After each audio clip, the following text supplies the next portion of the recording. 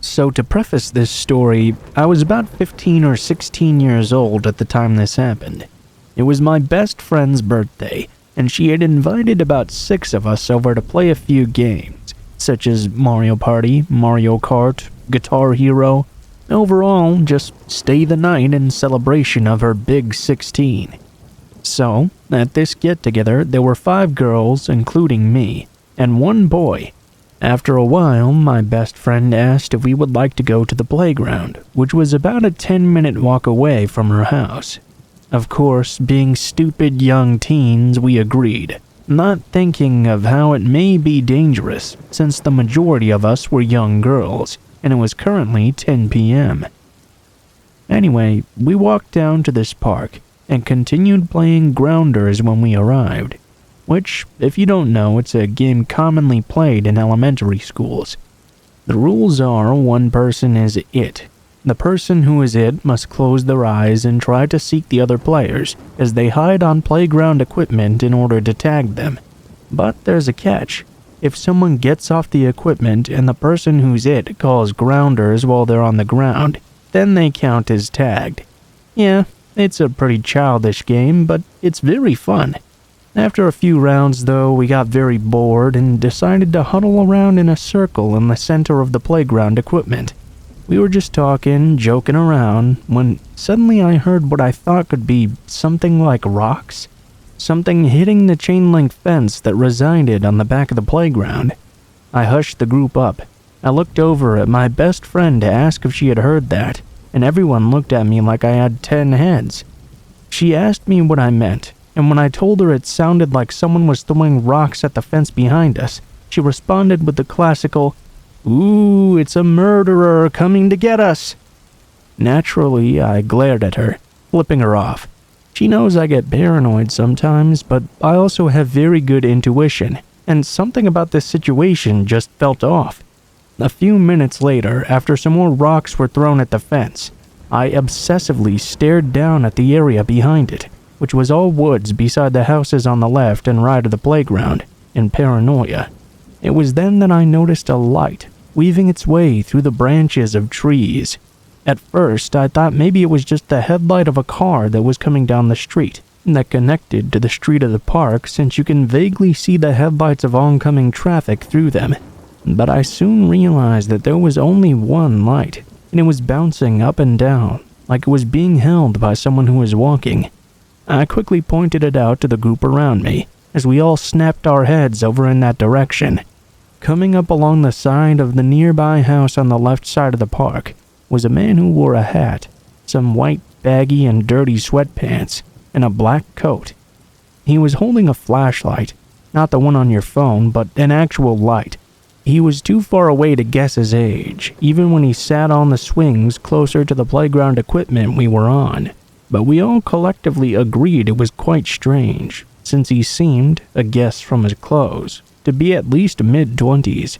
He had just come out of the woods by himself to sit there and stare at a load of kids. After a brief discussion, though, we agreed that perhaps he was just waiting for a ride, or maybe just resting for a moment. We tried to brush the fact he was sitting and so intensely staring at us off.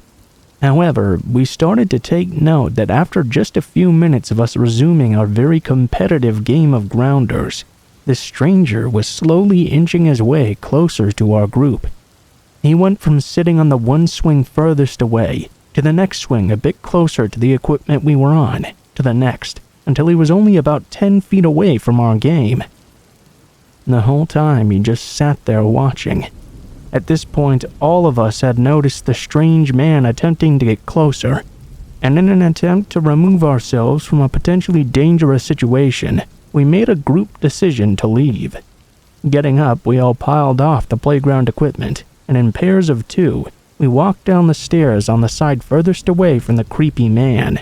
As we attempted to casually walk away, though, I kept my eyes glued to his figure. As we neared the end of the street, he suddenly stood up.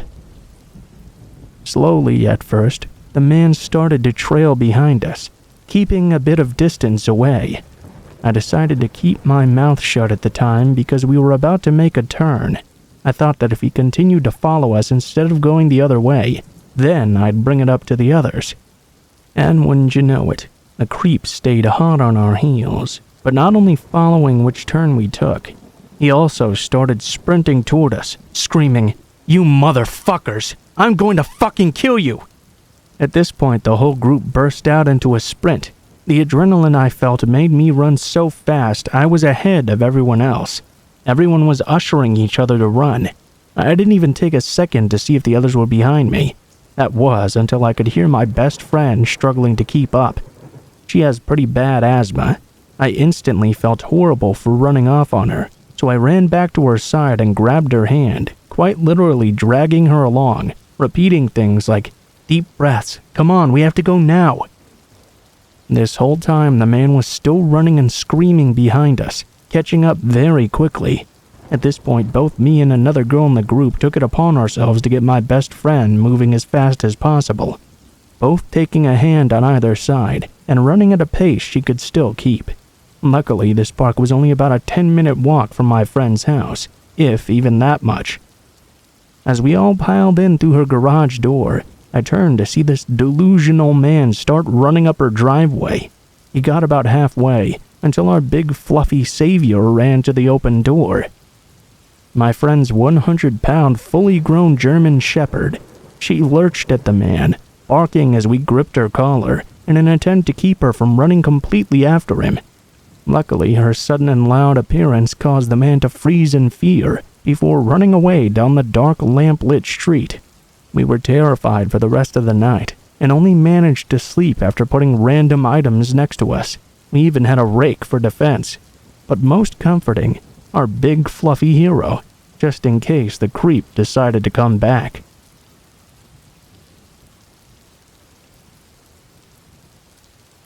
This happened about 5 years ago. I was around 16 to 17 years old. I always enjoyed walking, though. I would spend at least 1 hour a day walking the roads around where I lived. Well, one day I was out doing my normal route, walking down my street that my house was on, taking a right to the main street and following it until I got to the end. There I would cross the crosswalk and retrace my steps to head home. On this particular day, I was about 20 feet from where I would leave the main road on my journey back home. I had my headphones deep in, blasting music as always. This can be a bad habit, as I am a young female that's been put in some sketchy situations while going for my night walks. Men chasing me, people following me, etc. But since this was broad daylight and the roads were pretty busy, I figured I would be completely safe. But man, was I ever off with that assumption, as I was just about to pass the entrance of a side street before leaving the main road. This black Ford F-150 pulled up beside me. He stopped for a moment and gestured for me to walk in front of him, so I did so. I was about to go on my merry way when I barely heard someone trying to talk to me. I turned down my music, taking out my headphones as I looked to see the man in the black Ford, still stopped at the entrance of the side road. I looked at him, puzzled and trying to figure out if he was talking to me. I pointed at myself in confusion, and he grinned, nodding. "What's a beautiful girl like you doing out here?" he asked. Walking?" I replied, laughing awkwardly, seeing as the answer should have been obvious. "It's quite a beautiful day for that," he commented, just seeming to make small talk. I vaguely agreed before going to turn around and continue my route home. "Wait!" the man called. I stopped and turned around, trying to be polite. Even though the encounter was odd, I didn't see too many red flags yet. The man then went off on a tangent, saying things such as, "You're so beautiful, you have a really nice body. This hot weather is nice for a hot girl." I grew uncomfortable at this point, seeing as this man had to be well into his mid-40s. He had a bit of receding hairline with black hair, a nose with a protruding bridge, blue eyes that were surrounded by wrinkles, and was dressed in a dress shirt. I instantly brought up my age by saying, "I'm a minor." There's been multiple times I've been mistaken for being older than I was. I was hoping saying this would get this fully grown adult-ass man to back off. But instead, he said, "Oh, that's okay. Come on, sweetheart, get in the truck. That's when I started panicking. Red flags shooting up everywhere. Stranger danger. I laughed nervously, looking at the cars around me to see if anyone was noticing what was happening. Nobody did, though. No, that's fine, my house isn't far. No, really. Get in the truck. I'll bring you home. No. Come on, just get in here with me. I turned and started walking briskly away. I was hoping he'd just drive off somewhere else, but instead he drove following me, trying to pressure me into his truck. I thought fast of multiple options for different scenarios, but I chose a simple one. I pulled out my phone while still walking, lifted it up to my ear, and pretended to loudly call someone. Hey, Dad, yeah, no, I'm on this street right here. I'll be home in about 10 minutes. I stopped, pretending to listen to a reply. Okay, you're outside waiting for me? Awesome, yeah, we can do that when I get back. Love you too. After he heard me say that, he took off, his tires screeching all the way. I ran back home and made it back within about 6 minutes, actually calling my dad on the way, who had made a call to the police, who showed up shortly after and took my statement and description of the man. It turns out that that man was on the loose in my area, exposing himself to minors and trying to pick them up on the side of roads for sexual acts, but they never actually found out specifically who the man was.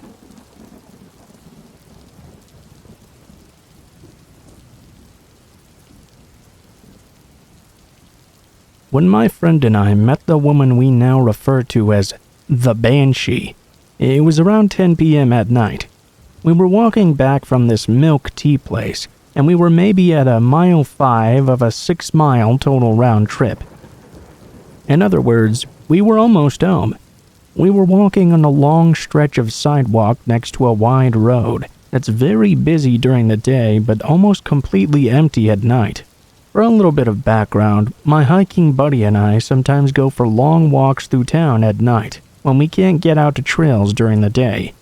It is quite dark, but our routes go through a fairly safe blend of residential and shopping areas. Usually we head to some sort of late-night restaurant or a food truck.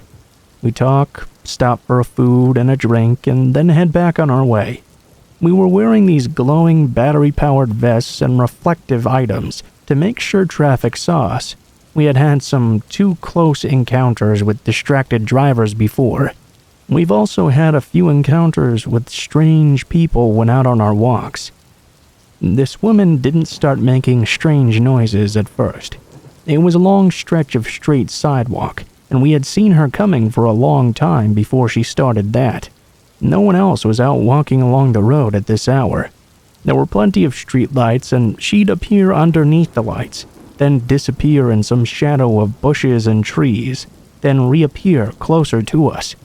We were glowing in our vests in addition to the streetlights, so she had to have seen us coming along too.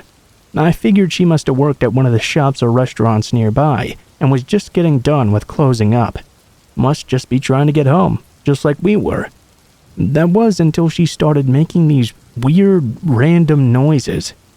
At first, the sounds were like an odd, hacking noise, like she was attempting to clear her throat as noisily as possible. But this seemed to be just a warm-up. The sound changed into something like a cross between a crow cawing and a small dog's bark. Rendering it in text is hard, but the closest thing might be something like "grah, grah." So, we kept walking towards her, warily watching and listening, thinking perhaps she might have a disability or some other sort of issue. She looked decently dressed and walked steadily and deliberately, not like someone on drugs. If not for her strange noises, she seemed completely normal.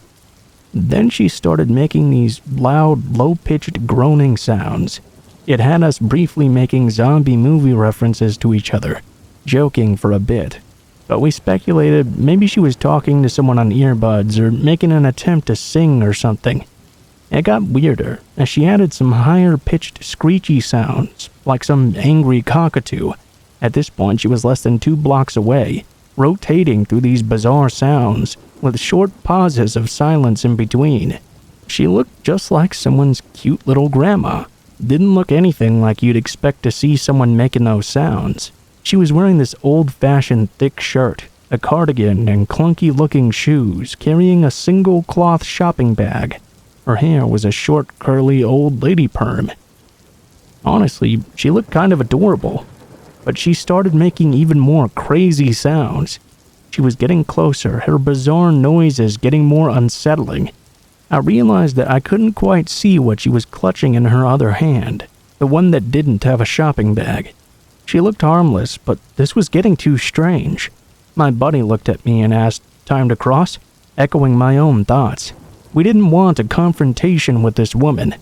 I nodded, but just before we stepped out into the road, the old lady seemed to have the same idea. She suddenly veered off the sidewalk into the road, making a steady diagonal line toward the other side. There was no traffic on the road at this point, so I wasn't too worried about that. I relaxed a bit, continuing on. I figured she was avoiding us, just like we were trying to avoid her. But just as we started to pass her, she suddenly let out a loud scream and rushed at us from the middle of the road. Her mouth was wide open as she charged at us, just shrieking into the night. We stepped quickly apart, and her abrupt rush took her right between us, just shriek-wailing that horrible sound. It sounded like it hurt her throat a lot. Banshee-like is the only word I have for it. We were several feet apart, both braced for her to come back and do something. But instead, she veered again and went down the sidewalk the way she had originally been going. As she walked away, she stared back at us, keeping up these short bursts of that shrieking banshee noise, stopping to take deep breaths. As she got further away from us, she started cawing to us again, too. We stood there for a while, silently watching, until she was a good long ways off down the sidewalk, her very strange screams fading into the distance. I still have no idea what was wrong with her. Did our lights trigger an episode or something? Honestly, I hope she's okay. She seemed to know where she was going, but I'd rather not take the chance and meet again.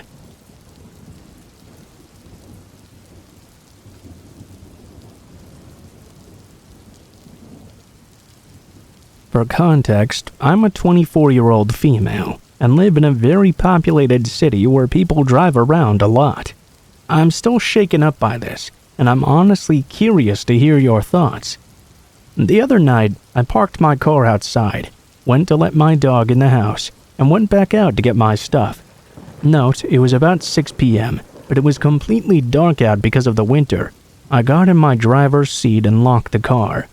I was sitting there for about a minute or so getting my stuff together, when all of a sudden, I see a man walk from in front of my car to the driver's side window. He was holding something up to my window, and I automatically got extremely panicked. A few months ago, a man had held a wrench up to my window in a grocery store parking lot where I was sitting with my roommate and I. He saw my dog and ran away, though.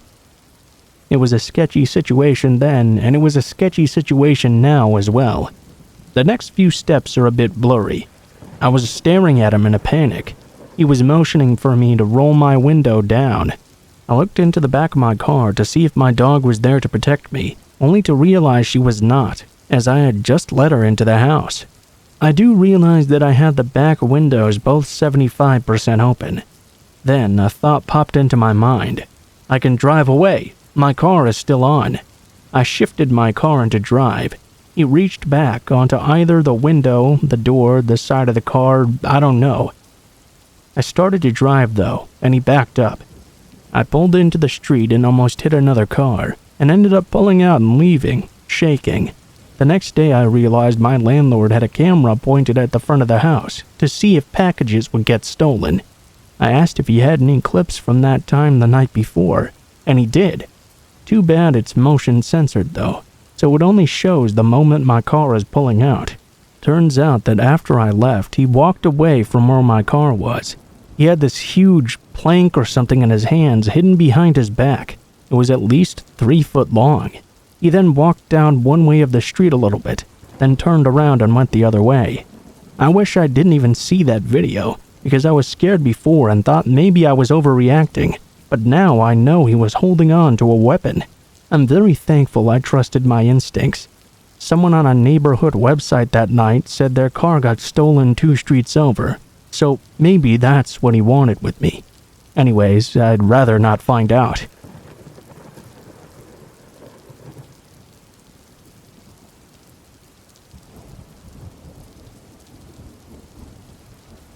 So, let me begin this story with immediately saying how I was an idiot at the time. Drug addicted, alcoholic, riddled with anxiety. I had just attempted a suicide due to something very traumatic. I was abruptly taken off my benzodiazepines because of it for some time and even experienced a seizure, so I was most definitely at my rock bottom. Due to this, I didn't have the best judgment, nor was I exactly a super good judge of character. I started hanging out with a very nasty crowd. Grunge, punk rock, loved to party, never had their own cash. Very destructive, impulsive, you get the drill. An ex-friend of mine, we'll call him Sideshow Bob, started hanging out with me quite a bit more and more as the weeks passed by. Now Bob worked as a pizza delivery driver. He never, and I mean never, washed his clothes, to which he owned maybe 3 outfits, including his work uniform, and only women's clothes. The women's clothes he wore to be punky. I saw no shame in that. I even thought it was a little cool how he didn't care what others thought about it. But that means he also liked my clothes. So, like a little sister might do, he constantly was stealing my clothes. Keep in mind, he also barely showered. Often, if he even woke up before 5 p.m. in time for work, he'd jump off my couch, take a pack of cigarettes without asking, and speed off. Within the 4-month period he stayed in my home, I literally saw him go to take a shower about 5 times. His feet. Those feet were the worst I've ever smelled. Long after the situation was dealt with even, he was gone and my carpet had still completely absorbed that terrible scent. I tried everything to remove it, but alas, I left that home with his stench embedded into it. And he paid nothing, not a single bill. Never contributed to the groceries, cleaning, nothing. Nor was he on my lease. Yet he established residency in my home legally. It didn't bother me so much at the time. As I said, I was at my rock bottom and was basically just happy to have someone to shit show with me. I just considered him a very goofy, annoying, and kind of stinky best friend. Until eventually, that wasn't enough for him. You see, at some point, he began to become completely obsessed with me. Very quickly, he went from basically having everything he needed in life for free while he kept any money or tips he made, but decided on his own accord that we were meant to be together. Things got pretty awkward and cringe from there. If I'd return home from work, friend's house, etc., he'd cry and follow me room to room over and over, asking repeatedly why we couldn't just be together. We were best friends already after all. We should just date. I was not attracted to him though and was going through a hard divorce at the time. I didn't want to ruin our friendship. It got to the point where I avoided even going home. Instead, I'd stay with my mother or friends because he'd just cry and follow me around, desperately trying to convince me to be with him. I'd almost often find him in my bed at this point. He'd even quit his job to have a better chance of seeing me. I told him if this continued, I would no longer be able to allow him to crash there. Well, at one point, after avoiding him for a few days, Sideshow Bob really started to come out of his shell. He cornered me, screaming, "I'm sick and tired of being rejected by you fucking woman. That's not happening anymore." Now I was scared. I had never seen him as a threatening individual before, just a sort of goofy, cartoon-like character. Now, you might be thinking I led him on, but that's not the case at all. He had been a friend for years, was even at my wedding, and was fully aware I had no feelings for him. But now I was genuinely afraid of him. I asked him to leave. He was no longer welcome. He refused, though. He said by law he was required at least 30 days' notice to be evicted. When I spoke with police, they understood my situation, but explained that he'd either have to be officially evicted or I'd have to get a restraining order. I filed for the order, which they immediately granted me. But of course, it's just a piece of paper, so he chose to ignore it. Once he left my home, I locked all my doors and windows. When he returned, I showed him the order, to which he replied, "You stupid cunt, I'm not leaving." I tried to call the police every time he showed up, but every time by the time they'd get there, he was long gone. There would always be shoe prints on the door, cracks in the frame and the windows, and all the attempts he'd made to force them open. It never shut correctly after those attempts either. They were never able to officially serve him, because supposedly they couldn't even find him. I honestly believe, though, that they only tried once and then immediately gave up. I provided them with his plates, friends' addresses where he stayed, previous employment, everything they needed. It got to a point where I'd stay up late at night and hear his vehicle slowly driving by my home while he stared at me, day and night. I'd be scared just looking through my window, always with my phone in my hand preparing. One time he even hid behind my front door and had a mutual friend knock, then jumped out and shoved the door open trying to enter. He even went as far as to message my young underage nephew who he'd only met one time on Facebook to try and gain sympathy and convince him to get me to change my mind, crossing even more obvious boundaries. It was a living nightmare. Eventually, though, he found a new obsession, and I was somewhat at peace. Several months later, he was caught on our local news for attempting to slit his ex-girlfriend's throat and beating her severely until she was unconscious, until a neighbor rushed over and he fled. All I could think about was how that very well could have been me. Apparently free housing, food, cigarettes, and everything except a romantic relationship was just never going to be enough. He felt he deserved a casual sexual relationship as well.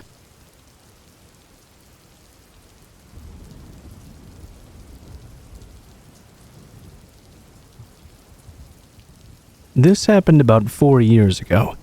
I had just graduated from high school and was a month and a half into summer break. Needing money for college, I began working full-time for the school district I had just graduated from. Due to a music festival I wanted to attend, as well as monetary concerns, I did not go with my family to North Carolina. That was fine by me. What 18-year-old doesn't want the house to themselves for a week? Furthermore, my parents' house is out in the country, so I had little to no fear about my neighbors complaining about parties or being bothered in any way whatsoever. But I was very wrong. I often take the back roads home from my friend's house, but on this particular night I decided I wanted some McDonald's, so I took the main drag and came home on a different route. This way takes you past a mechanic shop not a mile away from our cul-de-sac. It was between midnight and 1 a.m., and as I passed by the mechanic shop, I noticed a car's lights turning on. Or should I say light, for I noticed that this car only had one headlight working. I remember thinking it was quite strange that this car all of a sudden turned on its lights just as I was passing. I began to become even more concerned when it suddenly pulled out behind me. I tend to be paranoid by nature, though. Nothing serious, but I always have that question, like if the person behind me is following me, whether they mean me harm. I brushed this off as an unfortunate coincidence, but as I neared my street, I noticed the car was still tailing me, and I started to become a bit freaked out. I looked down at my gas tank, and my heart sunk as I saw it was on E. Either I pull on my street and go home, or I risk driving around and seeing if this dude follows me. Yet because of my lack of preparation, that option held the risk of my car running out of gas and leaving me stranded in the middle of a nowhere road. I figured I'd rather take my chances on my own soil than on the side of some dark, lonely country back road. I turned down onto my street, only to have my heart sink when the one headlamped car made the turn right behind me. At this point, I knew I was screwed. With nothing left to do, I began pulling up into my driveway, a hill about 100 yards long. To my utter horror, they began to follow me up the driveway. Looking back, I probably should have called the cops, but there's no love lost between law enforcement and myself. At the time, I was too caught up in the situation to even consider calling them. If my family would have been home, this never would have happened. I could have just called my dad and he would have grabbed his gun. But he, along with the rest of my family, were gone. 12 hours away at the beach. So when they began to drive up my driveway after me, I stopped and slammed my car in reverse. They responded by reversing as well, yet they stopped at the bottom of the hill, effectively completely blocking my driveway. At this point, I pulled forward again, only to have the same jig and dance repeat. They followed, I reversed, they reversed and sat at the end, blocking off my only escape. I quickly pulled up and turned my car around to come at them head on. By this time, they were halfway up my driveway, the furthest they had ever come up. Looking back, I was terrified, alone and angry. Who the hell did this person think they were? With my brights on and shining right into their face, I opened up my car door and got out. I pulled out my pocket knife and grasped it in my left hand, while I grabbed my hammer in my right. I used to keep one in between my seat and door just in case for emergencies. In some weird, desperate mindset, I made a split-second decision to grab the hammer by the head with the middle handle sticking out. My hope was that it would be mistaken for a gun. I began yelling and pointing my hammer/fake gun at the car, screaming at them to get the fuck out. And what do you want, motherfucker? The whole time I held my hammer like a gun and prayed they would fall for it. Whether they did or not, I cannot say. Part of me believes they thought it was a gun due to my brights being behind me, making my whole front side a silhouette. Yet they could have just not wanted to fight, I guess. Perhaps they thought I was a girl or timid and wouldn't react so aggressively and violently. Who knows? But it worked. They slowly backed out of my driveway and crept around the cul-de-sac. As they were leaving my street, I ran after them, hiding behind my neighbors' houses, and at every driveway the car would slow down to a near stop, as if scoping out the rest of the houses. Thankfully, I didn't notice them pull into any driveways though, and they turned off my street altogether. After I was safely in my house, I ate my McDonald's by the front window, with all the lights turned off, waiting to see if they'd come creeping back. Thankfully, they didn't, but that night I locked every door in the house, which I always did anyways. I also, though, slept with a hammer, a machete, and a baseball bat next to me, and my pocket knife under the pillow, just in case.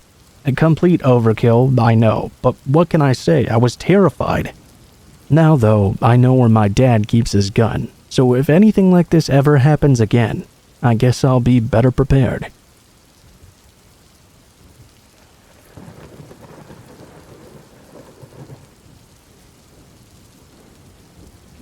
When I was 15, I enrolled in a program that allowed high schoolers to take classes at the local community college.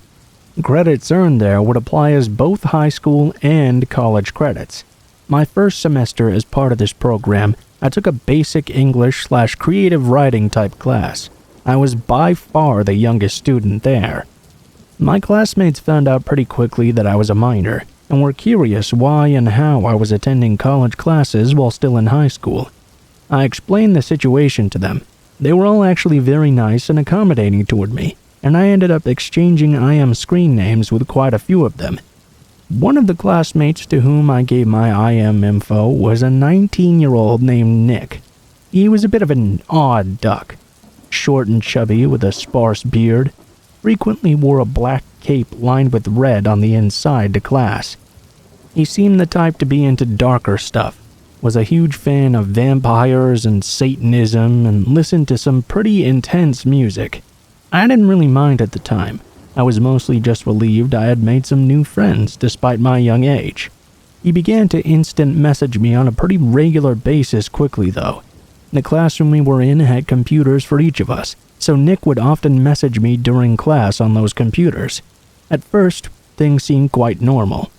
We'd talk about our interests, our hobbies, family, homework assignments, gossip about other classmates even. Pretty soon, though, Nick started bringing up some awkward topics that, as a naive 15-year-old girl, well, they made me pretty uncomfortable. Nick talked about how pretty he thought I was and would often tell me I looked a few years older than I was. To be fair, I was quite tall for a 15-year-old girl. He even said I acted mature for my age.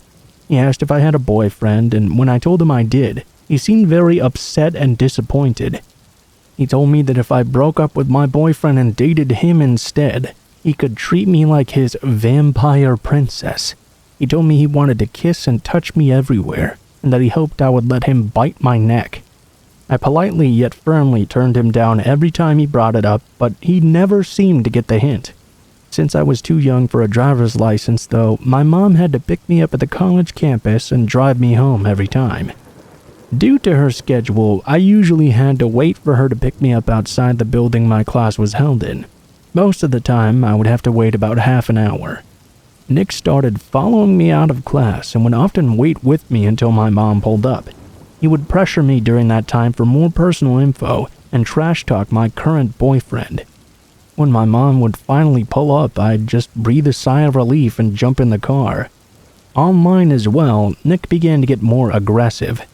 Anytime he messaged me, he would start talking about my body in really inappropriate ways for a 15-year-old. I would repeatedly tell him I didn't like what he was saying, but no matter how hard I tried to steer the conversation away, he would always bring it back to dirty talk. He told me he didn't mind that I was mostly flat-chested, stating that he didn't need more than a handful. He told me I should wear tighter clothing in class so he could better imagine what I looked like naked. He even mentioned that he frequently fantasized about doing stuff to me while in class, and specifically mentioned bending me over the computer desks. When I was at home, I would refuse to respond to his messages if he took it too far. But when we were in class, I really couldn't make any excuses as to why I wasn't responding back. He would sit next to me in class every day and would send me messages, then stare at me until I replied. If I didn't, he would get very upset, and his messages would become more hostile. Things like, "Why aren't you responding to me? You know I can see you ignoring me.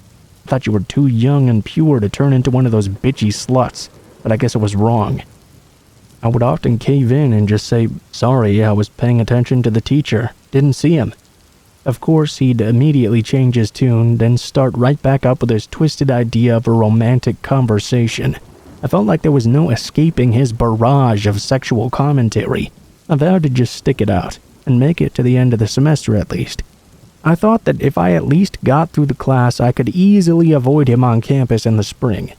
Everything came to a head toward the end of the fall semester. Nick began to sit next to me in every class, messaged me constantly, calling me weird pet names in front of other people, and would always try to be in physical contact with me. He'd put his arms around my shoulders and always hug me. It made me excruciatingly uncomfortable, but I was too shy and nervous of what he would do to ask him to stop. I would shrug him off and try to stick to high fives only. I even told one of the mentors at my youth group that there was someone at my college making me feel uncomfortable. At the time, I wasn't sure if I was overreacting, so I asked my youth leader if I could forward him parts of our online conversations that I thought were most inappropriate. Well, my youth leader's reaction quickly made me realize this was quite serious. He explained that what Nick was doing was both extremely inappropriate and also pretty much illegal. He asked me to keep him updated on the situation and send him any more questionable messages that came. A couple days later, Nick messaged me again. For some reason, on that particular day, he was acting particularly forward. He made several of the usual comments about my looks and body, then started to say how frustrating it was that I was so hot at such a young age. He told me I was too beautiful, and it drove him crazy seeing me in person. Then he said something that sent chills down my spine. "You're so sexy and gorgeous that I'd probably fuck you still even if you were dead." He then went on to describe in great detail about how he had this fantasy of having sex with me when I was freshly dead, and I mean in great detail. I was absolutely horrified. I just sat there staring at the barrage of messages as they popped up one by one. After a few minutes, I was able to snap myself out of my terrified stupor, and I immediately blocked him. I forwarded the messages to my youth leader, who became extremely incensed. He urged me to tell my parents or the campus police so that they could at least keep him away from me. He told me this could be considered a threat, and he wanted me to be safe. He seemed so afraid for me that it actually scared me even more. I told him I would think about telling someone. Then I signed off IM. Unfortunately, I was young and stupid, and did none of the things he suggested. Instead, I just finished the semester and tried to avoid Nick like the plague. No small task, let me tell you. I begged my mom to show up early so I could leave class and jump right in the car. The very first time I did so, she looked behind me and said, "Oh hey, that's your little friend." I turned to see Nick standing outside the classroom building, wearing his black cape and staring intensely at me. The look on his face was one of cold, furious hatred. I ducked and shouted, "Please just drive, Mom." My mother looked at me concerned, then slammed the pedal to the floor. I did eventually give my mom a shortened explanation of what had happened, leaving out some of the more grotesque details. After that, she made a point to show up before my class ended every day, and waited right outside the building so I could run out and hop in the passenger side of her car. Fortunately, though, after he followed me outside a few more times, he seemed to get the hint and give up. He didn't try to talk to me in class anymore and didn't follow me around everywhere anymore. I did catch him staring at me in class, but in general, he seemed to back off a bit. After that class ended, I never saw or heard from him again, and for that, I'm truly grateful.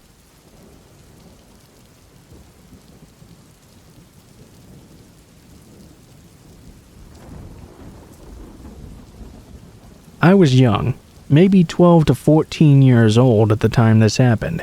I had several friends who lived in the neighborhood behind mine. I was a latchkey kid, so I would often walk there by myself and walk home by myself. The whole walk maybe being 10 minutes or so. One day I was walking to a particular friend's house to spend the night, so I had my backpack with me. I had just made it past the clearing of the small wooded path I take from my neighborhood to hers, when I noticed this large white van, the kind stranger danger stereotypically warns you about. When I walked by it, I noticed two men were driving. Something about their faces made the hairs on the back of my neck stand straight up. I continued walking, trying to glance every now and again to see if the van had started moving. Much to my dismay, it did. It was very slow. This was a residential area after all. Immediately I started running. I turned the corner quick and luckily made it to my friend's house, losing them at the last minute. I was huffing and puffing as a child with asthma. My friend's dad asked what had happened and went outside to see that the van was now obviously long gone. He told me I watched too many horror movies and I was probably overreacting. Well, a couple days later, I was yet again going to sleep at this friend's house, so I had my backpack again. This was in the early 2000s, so I didn't have a cell phone yet. I cleared the same path and noticed the same men in the same van. Immediately, they locked eyes with me. I pretty quickly realized I was now in danger if they had any ill intent. They'd seen me. They knew which street I was walking to. They were close enough to me that if I turned around, I'm confident they would catch me on foot. I booked it. I've never run my little asthmatic ass so fast before. To my horror, though, the van immediately accelerated and began following me up until I reached that street. At this point, the man in the passenger seat flung the door open and started chasing me on foot. He was overweight, though, so I knew my best chance was outrunning him. I threw my backpack at him, hoping it would either hit or trip him. Luckily, he did stumble over it, long enough to at least stall him a bit. I made it to my friend's house, and her dad called the police. They retrieved my backpack when they got there, but the men were long gone, and unfortunately, in my panic, I did not catch a license plate. I didn't see them or hear anything about it again until a few weeks later when we received a letter in the mail from the town police department alerting my parents that one of the registered sex offenders who had moved in years ago was arrested again for attempting to kidnap another child on that same street. He had been the one driving. The second man was a new accomplice of his. They had attached a photo of both men, and even their eyes on paper made my blood run cold.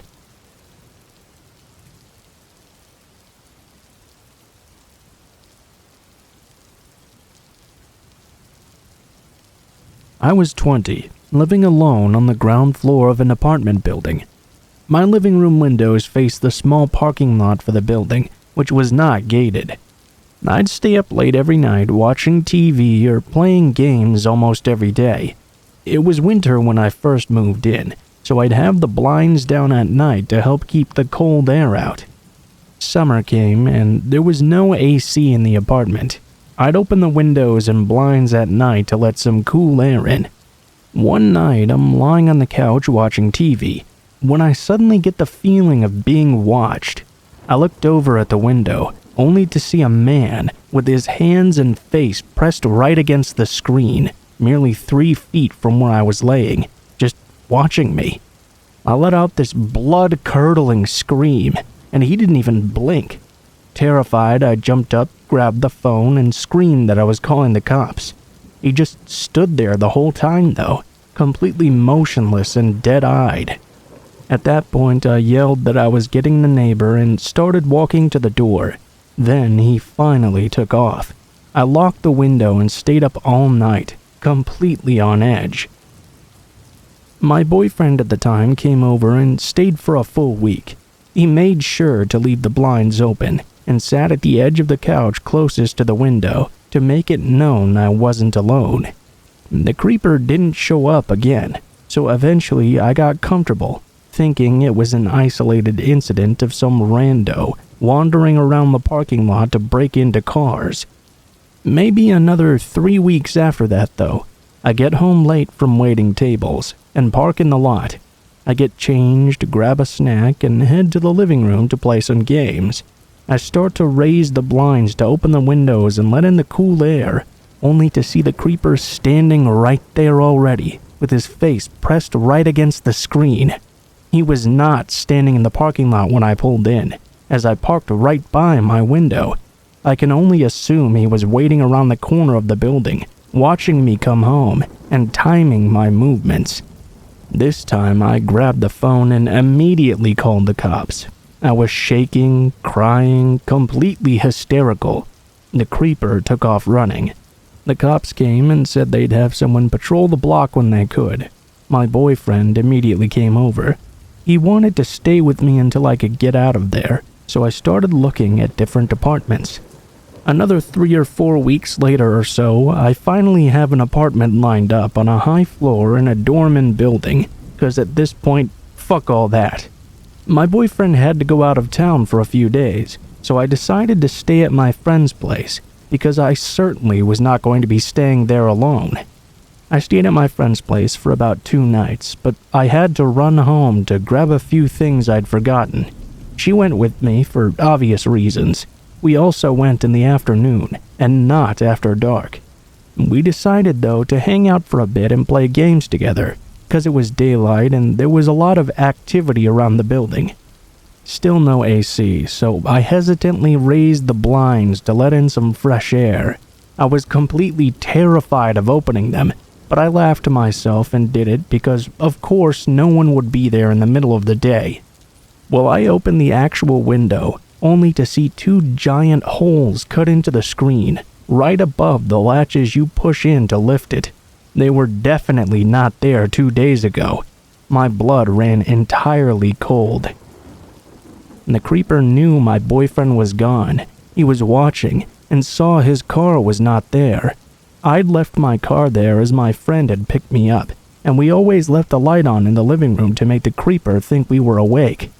This means he saw my car, thought I was home, saw the light on, and yet still proceeded to cut holes in the screen to break in. I have no idea if he actually gained access, but seeing how bold he was terrified me. How long had he been watching me, learning my patterns, getting gradually more aggressive with every interaction? I still sometimes get a chill when I raise my blinds. It took a long time getting comfortable living in anything but a high-rise. So thanks for the lifelong PTSD, I guess, creeper.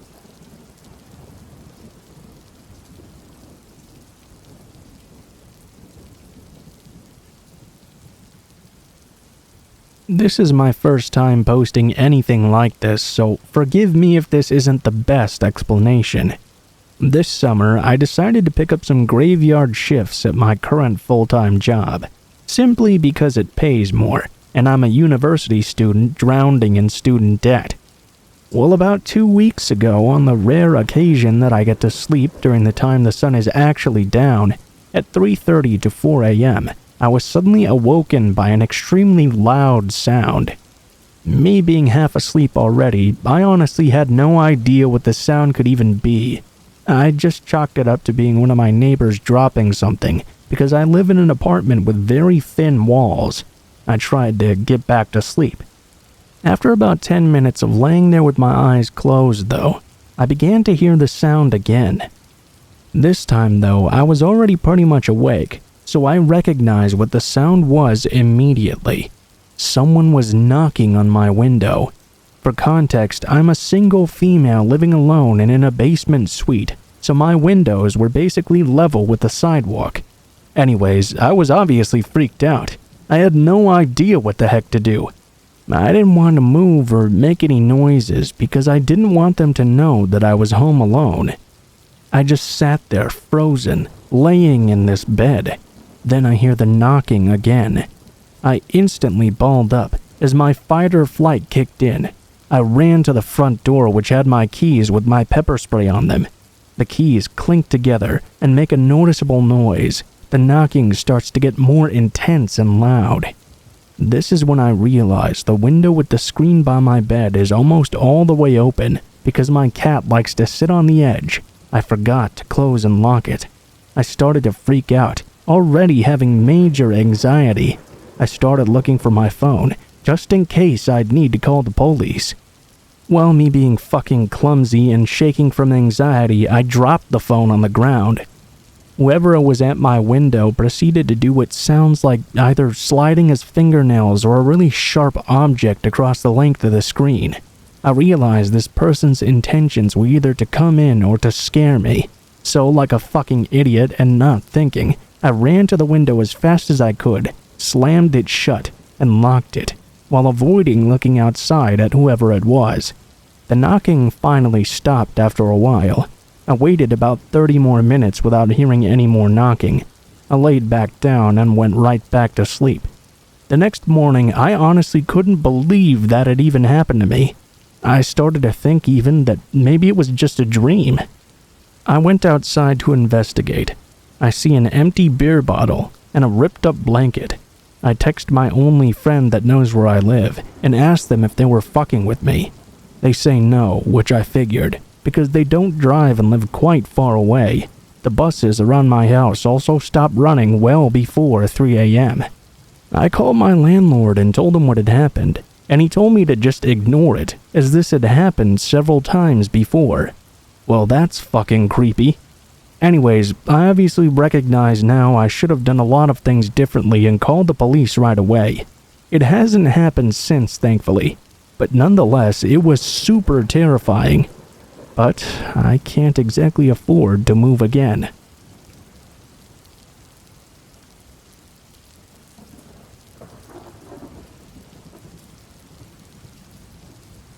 I told this story to a friend recently and they seemed genuinely surprised. I guess I just thought that something similar happens to everyone. They suggested sharing my story, so this seemed like a fitting place. It was the summer of '98. In the hot California desert.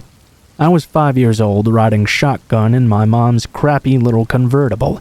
It barely ran, but the seats were red velvet, the radio worked, and being able to take the top down almost made up for the lack of air conditioning. My days were normally spent at daycare or the babysitters, as my single student mom had to put in long hours at her job just to provide for us. I didn't mind though. It just meant that days like today were even more special. My mom was driving me across to the next county to my cousin's house for a birthday party that was going to be complete with dress-up games and even an ice cream cake. To truly seal the deal, she had taken us to McDonald's right before we headed out on our drive, too. I got a Happy Meal with a stuffed Simba from The Lion King as my toy. That will be quite important later. Our convertible eased onto the freeway, and for the most part, it was a pleasant and uneventful ride. I remember the loud noise of the cars and the hot wind. I first became aware of the truck as it laid on its horn behind us. I turned in my seat to see a huge gray monster of a truck tailgating us ridiculously close. As soon as it was safe, my mom changed into the slow lane on the right of the freeway, assuming he would just pass us. He pulled level to our car though, rolled down his windows, and began screaming at us to pull over in the middle of the desert on the freeway. My mom ignored him and told us to just do the same. I remember feeling very uneasy though, less scared than annoyed. Kinda like, dude, come on, this is my day to have fun, just leave us alone. Besides, I wasn't really a stranger to angry shouting men, even at that age. Unfortunate, but true. I think the lack of reaction really irritated the man though, or maybe this was his plan the entire time. He swiftly pulled into our lane and essentially forced us off the road onto the shoulder. My mom did her best to maintain control of the car and not make contact with the other vehicle, but that was pretty much impossible in this situation. The unmistakable crunch of metal rings out, and both vehicles come to a stop, again on the side of a desert freeway. Not exactly anyone around to help out or places to run away to. My mom checks me to see if I'm okay and remains in her seat. Now, if I were her, I don't know if I would have waited to confront this man with a child in my car after that stunt. However, my ma has and always will be the tough-as-nails type of gal who isn't afraid of anything, especially when she feels she's been wronged. And of course, she had no idea what was to happen next. In a flash of anger and cursing, the man was at the driver's side door, screaming about the damage to his car, how it was caused because of food trash that had been flying out of the convertible, landing on his front window and blocking the view. He started demanding compensation, that my mom get out of the car and come look at his. Of course, my mom refused to get out of the car. She pointed to a call box a fair distance away and said it was best to call the cops and let them handle this. I guess it wasn't the answer the angry man wanted. In one fluid movement, the man grabbed the back of my mother's head and once, twice, 3 times smashed it into the steering wheel, rendering her unconscious. Lifting her like a sack of potatoes, he dropped her on the side of the road and jumped into the driver's seat, keys still in the ignition. He started the car up. Now, I hadn't even reacted yet. I think I was in an absolute state of shock. It wasn't until I felt the car start moving and getting back on the road that I registered what had happened. And what had hit me? It hit me hard.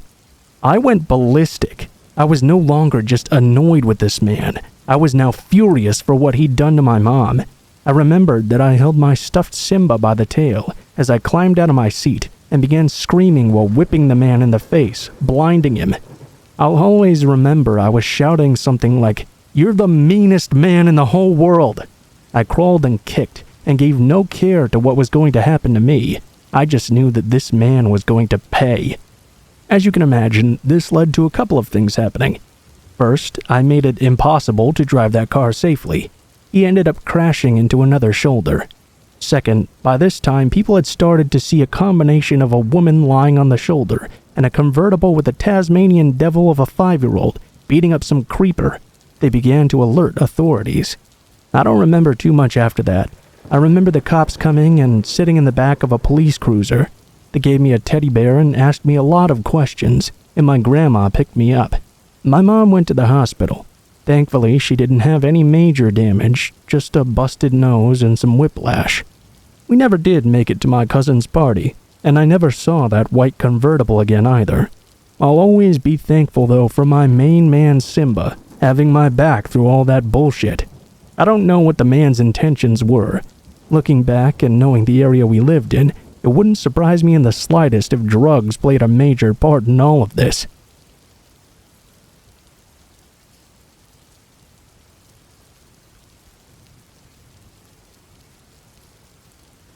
When I was 9, maybe 10, my father and I were driving through some rural county areas when his car ran out of gas.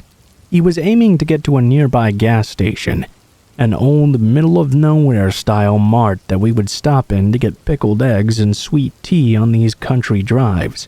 It was hot and I was extremely annoyed, ready to just go home and watch TV. He popped out of the truck and got his gas canister. We planned to walk the mile down the road to fill up. After a couple of minutes of walking, though, I started complaining, as children tend to do. "I got sand spurs in my laces. I'm sweating. I'm bored." My father, being the kooky guy he was, threw his thumb out, deciding we should catch a ride.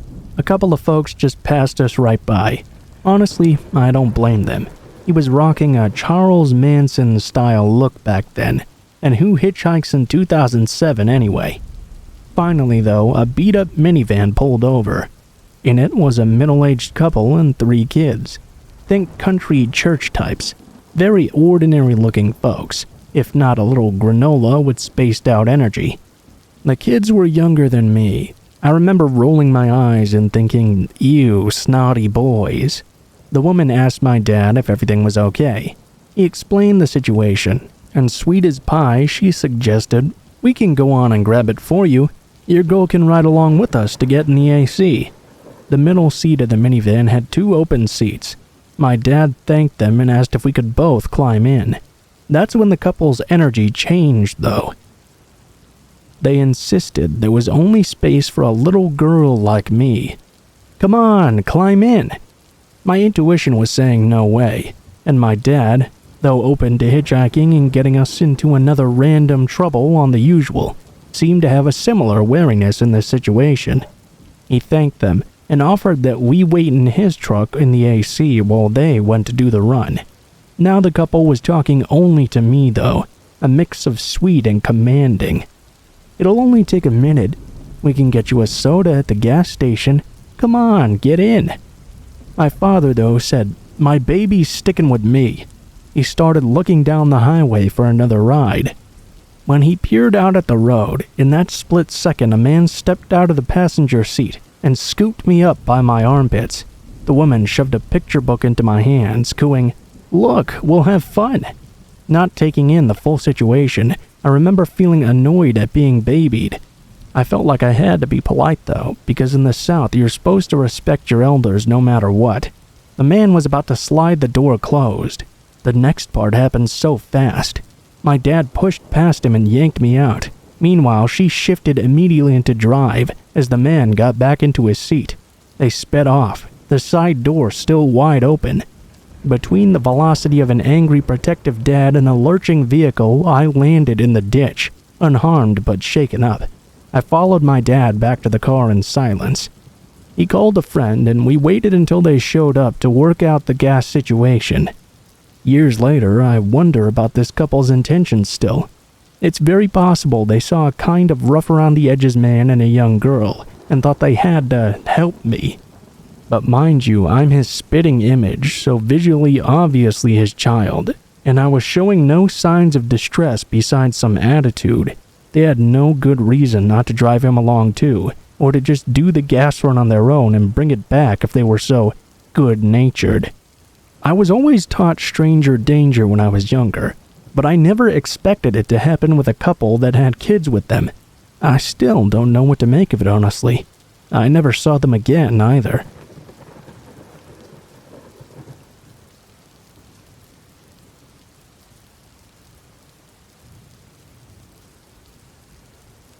I moved around a lot as a kid. For a small chunk of my life, I lived in what at the time was considered the most dangerous neighborhood in New York City, in the projects. My family wasn't doing very well financially, and I distinctly remember our apartment being swarmed by cockroaches. We had just a mattress or 2 on the floor. Now, I don't know if I've just been surrounded by irresponsible adults for most of my life, or if the folks around me were just spread too thin, but I got myself into quite a lot of iffy situations. I know in the case of my parents, it was blatant negligence. I'm talking my bus to school was a van with the letters bus keyed onto it. Every morning I'd get in there with 3 other kids. The driver was just some rando, and there were always empty beer bottles clinking around all over the floor. It was just wild. So wild. That's beside the point, though. Well, since I moved around a lot, I often ended up making friends with the kids from my apartment building rather than at my school. I spent my free time in very silly ways. I'd feed pigeons off the balcony. Fed them so much they'd just fly back there in the adjacent balconies, chilling in the morning waiting for me. bird poo would just rain down below, pissing off every other resident in the building. I would also host paper bag puppet shows and invite all the kids to watch them on the staircase. Honestly, I might have been a bit of a nuisance. Just way too much energy for my size, I guess. From holding these events, though, I ended up meeting a lot of parents. So, one night as I'm wrapping up one of my spectacular puppet shows, a lady who lived on the top floor of the building approached me. She asked me if I could babysit her kid on that Friday night. I was 9 years old at the time, by the way. Her kid, Emily, was 5.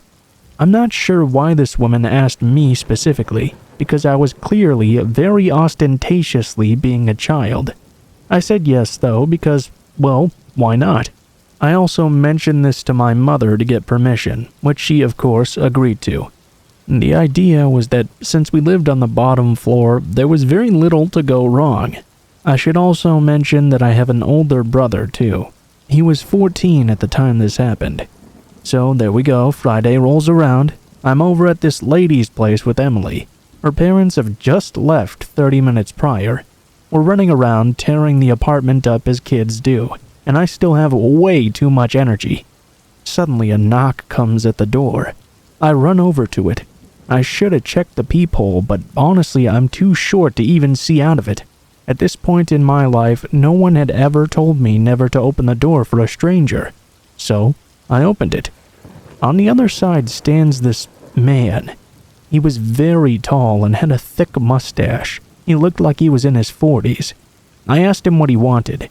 He said that he was a friend of Sam's, Emily's father, and he was just stopping by to say hi. Well, I tell him that Sam isn't around right now. Dumb, I know. He tells me that it's not a problem, though. Sam told him he's coming home soon, and to wait right there with us. He pushes past me and strolls over to the couch like he's right at home, and plops himself down. You know, someone should be watching you kids in the meantime anyway, right? The guy was friendly and so self-assured that I was actually confused. I didn't know Emily's family very well, and I didn't know who they were good friends with. I knew basically nothing about them. Maybe this guy really did come over here all the time. Emily didn't seem to have any strong reaction to it, so I figured everything must be okay. Maybe Sam really was coming home. Perhaps they'd forgotten something, or there was something important to talk to this guy about. This guy knew his name, after all. So we're all sitting there on the couch, and he's talking to us about his favorites. His favorite color, his favorite food, whatever. It's been 20 minutes, though, and still no Sam. This guy is getting increasingly physically comfortable with Emily. At one point, she was even trying to dodge him putting his arms around her. Something about the situation wasn't sitting right, and I could tell that she actually probably didn't even really know him. Something was hanging in the air. Something was scaring that little girl. So, well, what do? There was no way to check his story. It's not like Emily's parents left me any way to contact them. Still, I brushed it off, since the situation still seemed completely normal in my innocuous eyes. We were all just talking, after all. Nothing was going wrong yet, technically. We even started playing tag together. But then I began to notice that whenever I'd walk toward the entrance area, he'd always somehow intercept me in a friendly way. He'd glide me in the other direction, or call me over for a high five, even let himself get tagged. As friendly and fearless as I swore I was, something was scaring me too. I trusted that feeling. After another 20 minutes of no Sam, I started getting really panicked. I knew though that my parents weren't home, only my older brother. Thankfully, I remembered that this family had a phone. I had seen it as I was twirling around with Emily earlier. My brother was fiercely protective of me, and still is actually. Always has been since day one. After I was born, there was none of that sibling attention jealousy stuff. He started crying day 2 because he thought I had an eye infection even. So I decide to pretend I'm tired of tag. They sit down and I start singing, skipping around. Who knows? I'm trying to make a big show about how nothing is going on. I was big into acting at the time. Wanted to be an actress, borderline obsessed with the idea. I'd act out these fake scenes at home all the time, by myself, with others, like a weirdo for years, hence all those puppet shows. But this meant that I was good at hiding emotion, good at playing roles. So I'm singing and dancing, role of a lifetime here. I needed to figure out how to talk to my brother fast while I sang, without my voice shaking. This man says some creepy stuff about how I have such a sweet voice. I didn't know what he meant at the time, but now it gives me the heebie-jeebies. As he reached over to grab something that was dropped on the floor, I noticed he had a pocket knife or a box cutter, something very sharp. My voice shook. My heart skipped. I tried not to make eye contact. Luckily, he didn't realize, I think. I say something along the lines of, "Oh no, I forgot to feed my hamster." I spin over to the phone, which I'm sure this guy never noticed was sitting there behind a plant. I didn't have a hamster at the time. "Let me just call my brother. He'll feed her." I also holler before the man can say or do anything, like I can't hear him. I dial my brother as fast as I can. The man was on edge now, noticing the phone, but also recognizing I'd just dialed someone. The top half of his face was glaring at me, while the bottom half was some kind of fake, smiling, apprehensive look. My brother picked up. He was annoyed, as brothers always tend to be. He thinks I'm playing upstairs supervised. He knows where I am, but my mother neglected to tell him the babysitting situation. "Hello, I forgot to feed Skippy." "What do you want?" "I forgot to feed Skippy. Can you feed her for me?" "Are you trying to prank call me now? Seriously?" "Can you hear me? She'll get seriously sick." "Cut it out." "No, can you hear me now?" I said my nickname for him. "I forgot to feed Skippy, so can you feed her for me?" At this point, he realized I wouldn't be using his name if I really were prank calling him. The man was now holding Emily, throwing her up and down in the air. I was losing it every time he threw her up. She was visibly not having a good time, starting to cry. He was trying to calm her down. It was complete chaos. The scene was breaking down too fast. "What are you talking about? Is everything okay?" "No, you have to do it now. She gets hungry. Just play later." "Hey, is someone there?" "Yes, the green baggie." "Ah, shit. Stay calm, I'm coming." He hung up. I believe there were 12 floors, but he flew up so fast I have no idea how. He started knocking on the door. Before the guy could get in my way, I sprinted over and flung it open. My brother, being the smart cookie he is, tried to keep the situation calm. He called the cops already, too. He swung the door open, saying something along the lines of, "Man, it smells in here," and propped it with a box nearby. I realized he was trying to keep the door open for the cops and for us to run when given the chance, or maybe for the neighbors to hear in case something happened. My brother introduced himself as, well, my brother. He said he got bored downstairs, knew we were up here, and wanted to watch a movie with us. He'd heard this apartment had a TV. The guy starts trying to fake introduce himself as he puts down Emily. Then he just bolts straight out the door. We didn't follow, of course. The cops did show up eventually, but they didn't do much, presumably because the guy was long gone, and there were already other violent crimes happening in the neighborhood. Emily's parents show up, and after the waterworks, they thank my brother. After giving the man's description to Sam, he still had no idea who we were even talking about. Regardless, we all ended up okay somehow, and life went on. I still have no idea what that man wanted from us. I don't know if he was trying to rob Emily's parents or had something more sinister in mind. He seemed to somehow know that no adults were going to be home, so he might have been on the staircase the night Emily's mother asked me to watch her. He just sat there and played with us for so long. Every time I think about that night, I feel panic all over again.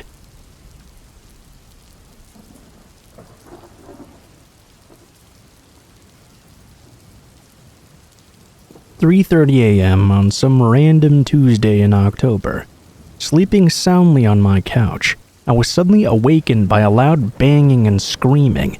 Not just drunk people at 3:30 a.m. screaming either, but that horrified, panic-filled, someone is fucking dying screaming. You'd know it if you've ever heard it.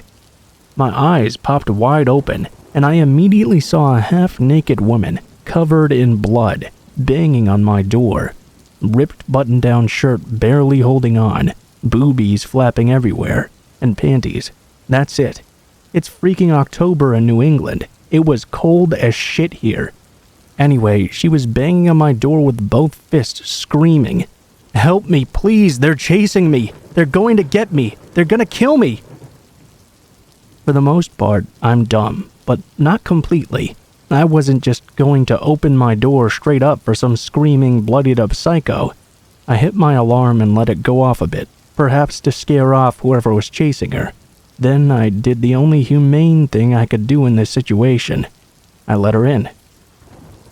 I pulled her into my home and closed the door very quickly. I answered the call from the alarm company and told them to send the police immediately and send an ambulance as well. And also thanked them for being real, since I'd never used my alarm before. It was nice to know there were actual people looking out. Now I have this lady bleeding all over my living room and crying hysterically, repeating over and over, "They were animals. They were chasing me like animals." I could clearly hear she had an accent. I figured Russian, maybe Romanian. She was speaking broken English and was obviously scared as hell. I took her into the kitchen and entered CSI mode. I'm thinking to myself, yeah, I got this shit. I'm gonna not contaminate evidence. Gotta make sure to keep all the bloody rags to use to clean her for the cops and stuff. All the while, she's saying she was being chased by animals and all that. She was seriously messed up. The side of her face was all scratched up, her arms were scraped, and her legs were all bloody like she'd taken a real good fall. Just bloody everywhere.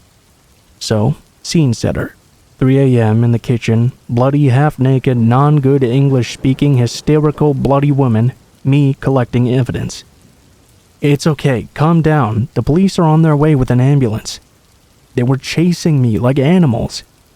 "I know, but you're safe now. Let's get you cleaned up." "They were chasing me. They were going to get me. They were chasing me and they turned into werewolves." "Ah, fuck me. Calm down, you're safe here." I brought her back to the living room and now I'm fucking scared. Many thoughts are running through my head now. Am I going to die tonight? Is she going to attack me? Why aren't the police here yet? I needed a weapon and fast. But mostly I was just thinking to myself, OMG, I'm with a psycho right now. She was all bandaged up, but still rambling on and on about animals and werewolves chasing her and what have you. I decide it's probably a good idea to give 911 another quick callsy, just to be sure they know my address. It also allowed me to get my couch in between me and her and afford me a little bit of safety just in case. Not much, but I was very confident in my run around the couch and she'll never catch me skills. She was pacing in my living room rambling, when she goes over to the window and starts staring.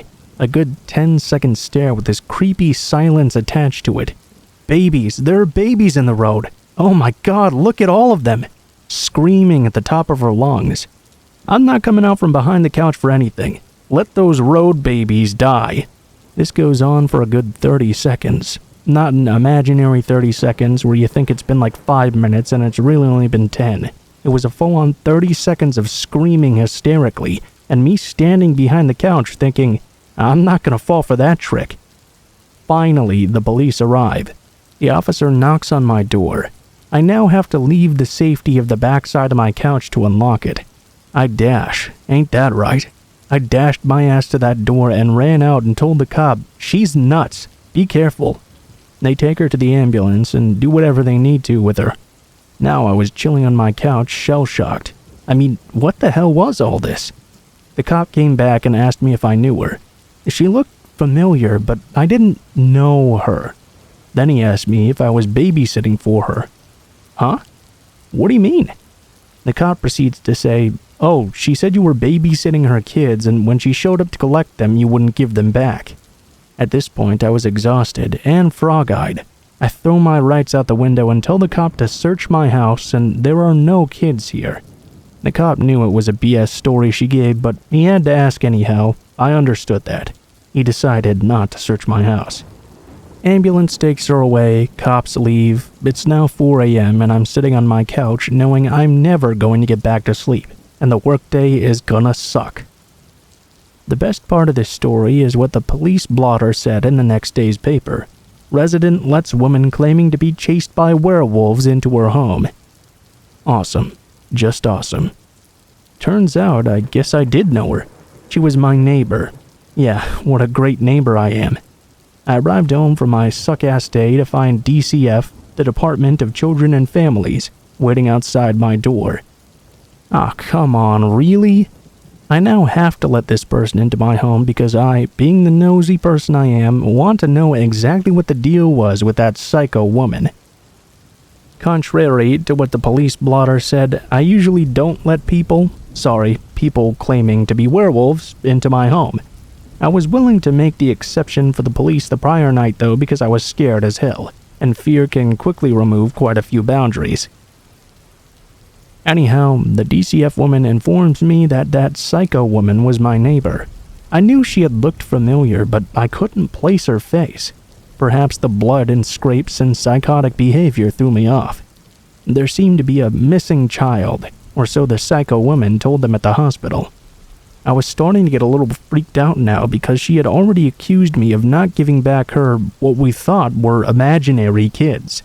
The story I got from the DCF lady was limited. She wouldn't divulge much information, but in a nutshell, what I did manage to get is this. The woman lived next door to me, the house to my right, and we share a driveway. The house is a duplex, so people are always coming and going. I never really paid much attention to anyone living there. The psycho woman claims she had a child, a little girl, age unknown. Really? Although after the prior night, why am I surprised she didn't know the age of her own kid? Said the child was missing. The woman had been under the influence of mind-altering drugs. She was Romanian. That's about it.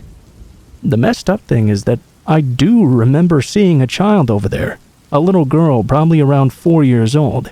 I had only ever seen her one time, maybe twice in the 3+ years the psycho woman had lived there. Again, I never really paid too much attention to what went on over there. The DCF woman questioned me about everything, from what I had seen of this lady before to why she would choose to bang on my door specifically. I'm not especially paranoid, but I could recognize the potential for a situation to turn ugly very quickly. I told the DCF lady immediately I had no clue who this woman was, why she chose my door, or where her alleged kid was. Pretty much exactly like that, just with a few more F-bombs. The DCF lady assured me they didn't think I was involved. It was just routine for them to follow up with me. She left after that. I'm pretending like I don't want anything to do with this situation, but honestly, my life was fairly boring. This was the most excitement I'd had in months. Next day, I see 4 police cars, the K9 squad, 5 to 6 uniformed cops, 2 plainclothes, all show up to my neighbor's house. My nosy behind gets outside immediately. The psycho woman's door is wide open, and the fuzz is walking in and out. The K9 unit is bringing up the dogs. The cops tell me the following story, and I swear on all that is sacred, I'm not making this up. It seems that upon entering the house, they found a complete mess. Just dirty, dingy, and all-around health hazard. The basement was wall-to-wall mattresses. The bathroom attached to the basement room was fucking rank, the cops' exact words. It was a 2-bedroom condo with the non-master bedroom wall-to-wall mattresses. However, the master bedroom looked like a king's room. That was pretty much all I could get out of them. I hung around and watched them drag all the mattresses out. It was pretty gross. Dirty piss stains and whatever else nastiness all over them. They took about 3 dressers, cheap Walmart types, other miscellaneous stuff too. In the end, it turned out this house was a Romanian immigrant sex trafficking operation. The owner of the house was bringing these Romanian girls over, providing housing and selling them out for sex, if you can even call that housing. The psycho woman did have a kid, but she was taken away by DCF about 6 months prior. The psycho woman herself was, as far as they could tell, on a job using. They think it was crack or meth possibly. She freaked out while all high on drugs and was running home when she must have fallen several times and gotten all messed up. She again, what they think, hit the height of her paranoia upon reaching my door, and then the rest is history. I guess the moral of the story is don't let crazy, bloody, half-naked women into your home at 3:30 a.m. Or perhaps you'll find out that your neighbors are actually running a Romanian immigrant sex trafficking operation.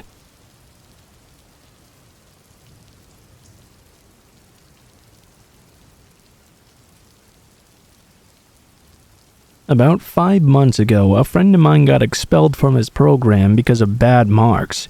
He was only halfway through his lease, and he didn't see a point of staying in the city, since he was only here for school. He told me that if I wanted to take over his lease as a subletter, he would only charge me half of the rent, which I thought was a pretty sweet deal. So, naturally, although I am from this town, I thought it was time to leave my parents' place. I had already graduated, and although I'd been looking for a new job for a while, I still felt like I couldn't miss out on this opportunity. So I took over his lease and moved into his place. The house itself was actually very nice. It was 3 floors, including the basement, and located near the university of my town. It was not a very safe area overall, but I spent a lot of my university years here and never really felt unsafe. The room in the basement was pretty small but cozy. The only other room down there was a girl who was currently a student and was very quiet. Actually, all the girls living here were pretty good roommates. I wasn't thrilled about living with 3 girls, but now I don't see why I would have thought it was an issue. They were all pretty great and a good time to hang out with. I was also the only one in the house who was not a student, and also the only one who was originally from this town. The other roommates are actually all from cities that are only about an hour or 2 away at most, so unless there was something really special going on, they'd all go home on the weekends. My friend who got expelled also lived 2 hours away, so we would always go home for the weekend as well. One thing I forgot to mention, which is pretty crucial to this story, is that the house actually has 5 rooms, but right when they all moved into the new place together, one of the girls had a seizure on her bed and passed away. It was pretty upsetting for everyone, and the landlord told them not to worry about finding anyone else. Their rent never went up or anything either, and the room was just left vacant. According to the landlord, he just found it very insensitive to try and find someone else because he didn't want to turn someone's death into a financial inconvenience for him. So, after her passing, the parents came and took her belongings out of the room, and it remained empty ever since. I actually never looked in there, because it just remained locked and I didn't have much curiosity to see the room. It was on the 2nd floor and I never went up there anyway, so I never really paid attention to it. The first weekend I spent there was pretty uneventful. I remember that I spent one night at my boyfriend's place and then the next night he slept over after we went out drinking at one of the college bars nearby. We were pretty wasted, so we passed out as soon as we got home. The next weekend I was at home in my new room, and I couldn't sleep, so I decided to read a little bit. I was really enjoying the quietness of this new house, since the girls weren't home at that time. I come from a Latino family, so this quiet and serene environment was fairly rare. I thought that I had heard a few noises upstairs, so I figured that one of the girls must have decided to stay the weekend at the house, or perhaps she was just getting some last-minute things ready before heading home. I really didn't think much of this thing. I wasn't very close with the roommates, so I didn't even bother asking them if any of them had stayed home. I just felt like it was none of my business. The girl in the basement I know was for sure gone for the weekend, because apparently she slept with her door locked and kept it open when she was not home. One weekend, that same month, I woke up to pee. I could hear the toilet flushing upstairs, which was kind of weird since I knew that none of the girls were home. I was going to check it out, but in my tired state, I was too lazy and just didn't care enough. It's funny, horror movies are supposed to make you paranoid, but the biggest lesson I got from them was that there's always a rational explanation for things. This would actually prove to be my biggest mistake, because for a couple of months I was always just brushing things off and ironically creating irrational explanations to rationalize what I thought were irrational thoughts. For example, I heard some creaking coming from the 2nd floor, and figured one of the girls must have forgotten something and decided to come by to pick it up. The girl must have driven 2 hours down and 2 hours back to her town in the middle of the night or something to come grab it. One Saturday, I woke up to get some water, and I noticed the roommate in the basement was gone. Her door was open and her car was not in the driveway. There weren't any cars in the driveway, but I should mention that one of the girls doesn't drive. A couple hours later, I woke up because I heard steps coming down into the basement. At this point, I yelled out the girl's name who doesn't drive because she's the only one who could have been in the house. I didn't get a reply though, just heard some footsteps going back up the stairs.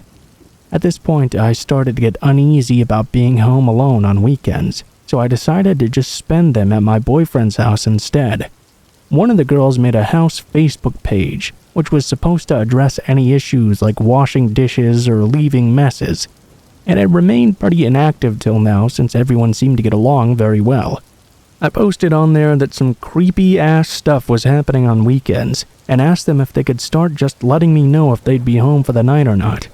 They seriously thought I was joking around. The replies were not receptive at all and consisted of laughing my ass off. "Oh my god, you're so funny."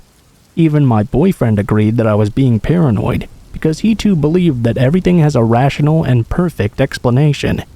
The thing is, when you say that everything has an explanation, you're only invalidating paranormal explanations or ghostly activity, which is not what I was implying was happening at all.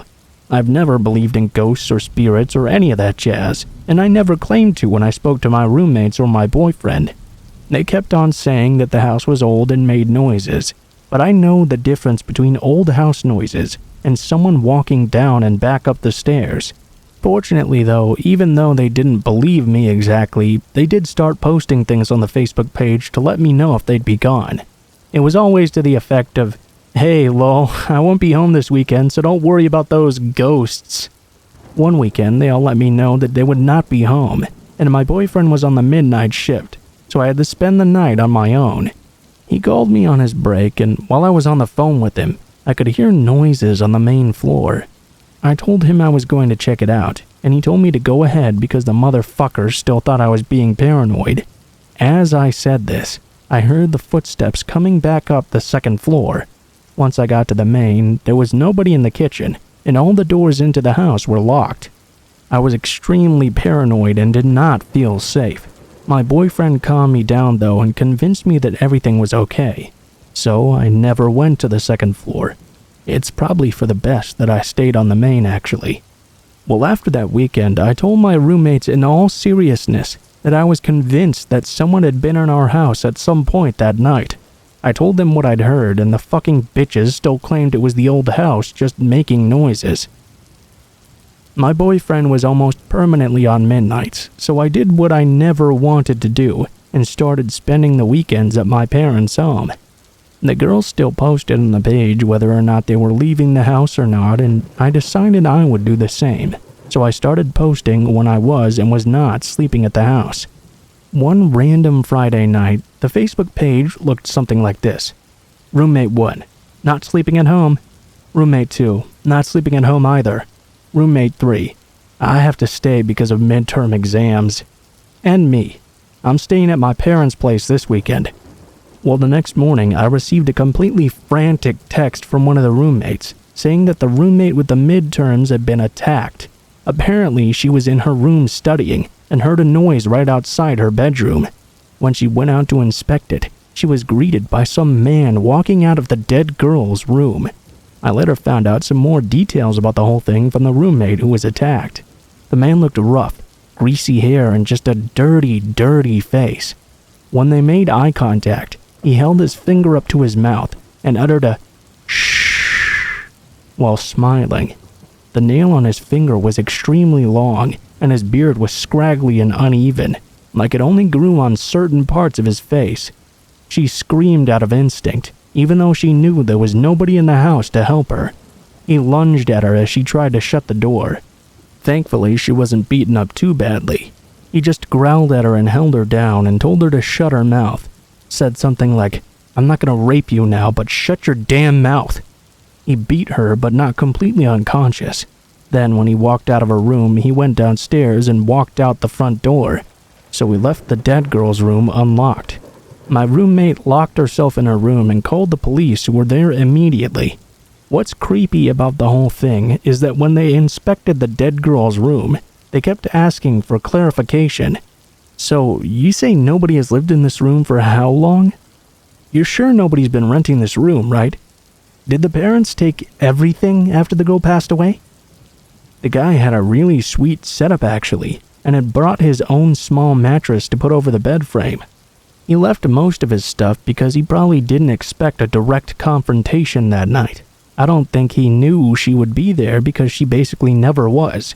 It probably sucked for him when I moved in, because before me, that bastard would have the whole house to himself 2 days a week.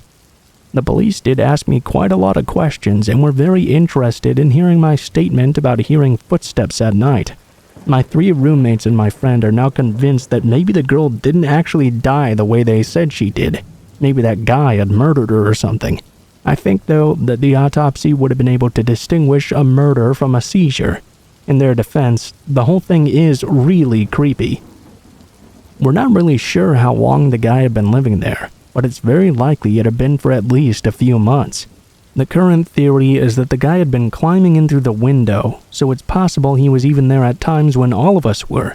The police were really interested in talking to the landlord, because they wanted to know how the man had found out about the vacant room.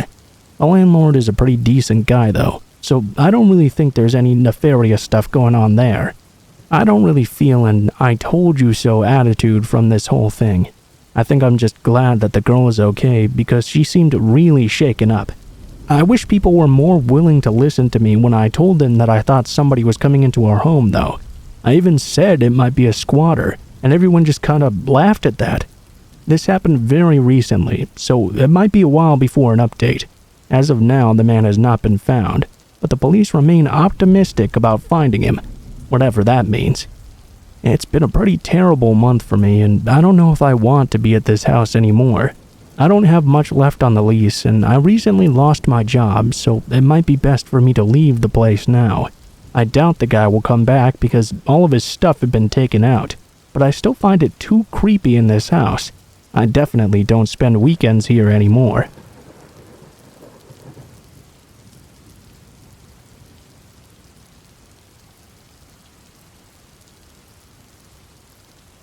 This happened back in early 2015. I was then a 19-year-old guy living in a rather bad area of Portland, Oregon. Even though there were occasionally some belligerent homeless people or drug addicts around, violent muggings were very rare, and most of the city actually felt very safe, even at night. One of my best friends had just turned 21, so we decided to go bar hopping and then go clubbing to celebrate. I was in a group of about a dozen other people, 3 of which were my roommates. Unfortunately for me, I was the only one in my group who was either under the legal drinking age or did not have a fake ID card. This meant that I was unable to enter the bar with them. To my luck, however, there was a very nice Mediterranean restaurant right across the street from the bar, which I ended up going to. I stayed there for more than an hour, and then I was ready to leave. I've done that walk many times, even at night, so I've never been scared. Until this night, of course. From my apartment, my roommates took an Uber to the bar. This meant I would have to walk back since I didn't have Uber, and my phone battery was running quite low as well. The distance back to my apartment was about 3 miles or so. The time was already close to midnight, and I would be reaching my apartment at around 1 a.m. I decided to walk the distance anyway, since I haven't been at the gym lately, and I thought it might be some good exercise. I began my walk, and as I started, I began to pass by lots of drunks. Even though occasionally some of the drunks would shout things at me, I never really felt unsafe or threatened by them, so that much was okay. However, the last mile to my apartment was through this darkly lit park that can be very scary at night. Not necessarily because any crime happens there, but because there's only one streetlight in that entire stretch of road. I reached this somewhat creepy area at around 12:30 a.m. As I descend down the dark and narrow street, I notice a black Chevy Silverado speed past me and slow down right once he reaches me. The truck almost comes to a stop, but then decides to drive on ahead. I shrugged it off at first. However, this is where things started to get very creepy. After I walked nearly a quarter mile forwards, the Chevy Silverado came down the opposite direction and did the exact same thing. This time when the truck slowed down and almost came to a complete halt right next to me, I began to panic but tried not to openly show it. I pretended to ignore the vehicle, but my instincts were screaming at me that something was not right. The truck starts to proceed, but this time I just could not keep calm. I was now in the middle of a dark and isolated park with no streetlights in sight, and there wasn't a single person around either. After I walked about 500 more feet, I began to look in terror as the same pickup truck came flying towards me. They put a sudden brake only about 100 feet behind me. One man, around twice my age and bald, threw open the passenger door and came out of his truck carrying what looked like a hockey club. I looked behind and locked eyes with him. He gave me the most haunting and sinister look I've seen from a real person. He began to yell at me, "Get the fuck out of my sight, or I'll fuck you up." I'm of Indian origin and have brown skin. The thing he called me after that was a racial slur directed towards Muslims. As I was planning my escape, I remember how there was a wooded area between the park and my apartment. Where I was, I could cut across the park and go through some woods. Then right across the woods was my apartment. This was a smart idea, I thought, because I'd taken that shortcut during the day before, and the truck would not be able to cut through the woods. Just as I ran towards those woods, I heard another person yelling in the distance. "Fuck off, asshole!"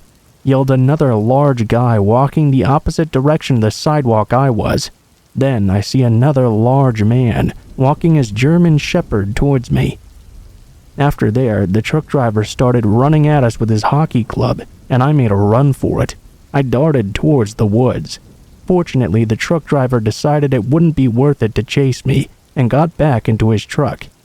I reached my apartment 5 minutes later. At the parking lot of my apartment, I also happened to see the guy that was walking his dog. He looked like a roughed-up bodybuilder, so I was a little afraid of him when I'd first seen him too. However, we actually had a very pleasant conversation. I began to head up to my apartment, and I looked at my apartment window.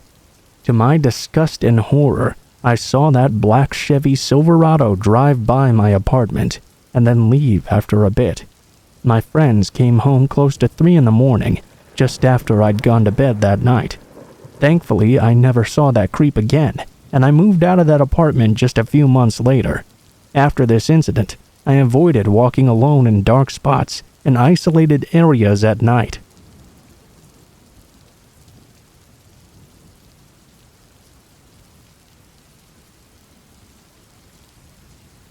Preamble.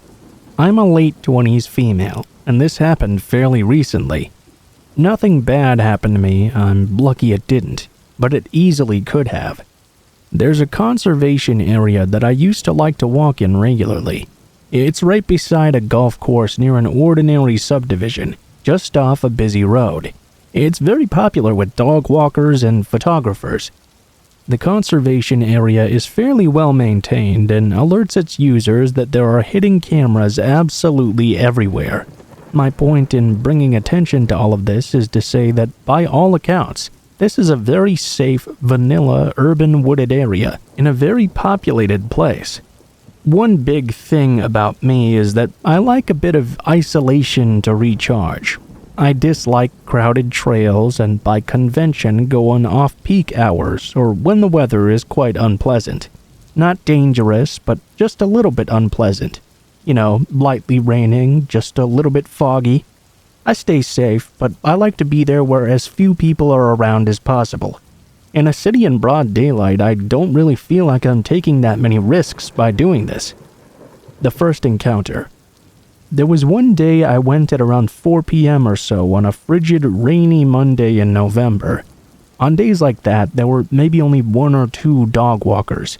But today, there was not even a car in the parking lot, except for a dirty blue pickup truck with a man sitting in it. I noticed right away that he was looking at me, but that didn't really bother me. I was just happy to see that the trail was completely empty. On this particular day, I went to the area to practice my navigational skills. I was learning how to use a compass at the time, and it's good to practice that skill in an area that you won't really get lost in. I decided to go just a bit off trail to a big pine plantation, which was a big open area with lots of large mature pine trees, if you're not familiar. It's not a hiking area or really even that interesting in any way. Definitely off the trail though. By that I mean you wouldn't get there unless you really wanted to be there in the first place. I picked my first landmark and sighted it using my compass. I was pacing towards it. I found myself about halfway there when I suddenly heard a rustling through the bushes. I turned around to see the man from the dirty blue pickup truck there, entering the pine plantation. He was a mid-50s white man, a little bit pudgy, wearing a baggy beige cardigan and blue slacks. I felt pretty alert immediately. This felt out of place somehow. I took note but pretended to keep walking around with my compass because I didn't want to seem weird. I looked right at him. He pretended to ignore me. I was getting this really bad gut feeling about the situation for some reason at this point, and I felt like he was starting to follow me. I do have anxiety disorder though, so I try not to freak out and get paranoid for zero reason. I mean, I don't want to ruin my only relaxation time after all. It's just a guy walking around. No big deal, right? To see if he's following me though, I pivot 180 degrees and walk directly toward the trail again. He's still following me. I walk through the bushes onto the trail. Still following me. At this point I was freaked out. The pine plantation entrance is only about 50 feet on the trail. So you're telling me this guy would have walked 50 feet, entered the pine plantation, and then immediately decided that was enough for the day? Bad odds. Definitely following me. I quickly exited the trail. When I was leaving the parking lot, I could see he was still staring at me. I decided to take the long way home. The experience really freaked me out, and I only visited the area once more before the second encounter. This time it was in January. I wanted to go bird watching. A week prior, I had seen an owl in the same plantation. I was practicing my navigation again. I wanted to go and visit it once more. I had seen it about an hour before sundown, so I figured that was a good time to try and see it again in the same area. Before I started though, I did a scan of the parking lot and saw there was no blue pickup truck this time. There were two other cars with men though. One was a red sedan with heavily tinted windows, and it looked like the other one was completely empty. I go onto the trail again. Today was muddy, wet, and cold. Area should be totally empty. Good. Unfortunately, not quite so. About 20 feet onto the trail, I suddenly begin to hear footsteps behind me. I don't really like when people walk behind me, but it's not exactly a crime. I figured I'd lose them when I went to the pine plantation. I'm sure you know where this is going. When I walk in on the plantation, there's the same rustling of bushes as before. When I turn around, I see the exact same man. I feel a wave of terror and dread overcome me, alone in a muddy forest with this possible stalker. But it was so calm. It felt so mundane. To confirm my fears, I walked over to the area where I saw the owl last week and paused to look for it. Who do I see come right next to me but the same freaking guy from before? I was terrified at this point. Every part of me was screaming to run, so I walked as fast as I could back to the trail again. I passed some other random guy in the same pine plantation and smiled at him just totally on autopilot. He smiled back.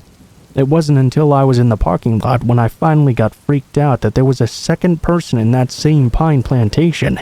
Could they have been connected somehow? I stopped briefly in the parking lot and took out a small notepad to quickly write down the license plates of the two cars. This gave the original man time to catch up to the parking lot. I was booking it out on foot when he yelled towards me, "Hey, can I give you a ride?" I just shook my head and kept walking. As I walked away, he began to follow me in his car. He waited at the intersection to see which direction I was going in. I decided to walk in a busy park to lose him though. He pulled into this hidden nearby driveway and stared at me. He took his phone out to presumably take a photo of me. He noted what direction I was walking in, then did a U-turn, and drove away the other way. I took the long way home after that. I filed a police report and the police opened an investigation onto it. I've not gone back to the conservation area since, and the experience has definitely left me with an ongoing nervousness about being alone. Doubly more because I don't know who the second guy was. I passed him so quickly, I only really know that he was also in his mid-50s and had on sunglasses and was bald. The police unfortunately told me there's nothing they can really do at this point. The best I can do is to stay vigilant and try not to let it freak me out too much. Unfortunately, this has totally ruined my love for going out into the wilderness alone. Nothing bad happened to me, but I think that was more because I was able to escape and lose them, than them not having any nefarious intentions.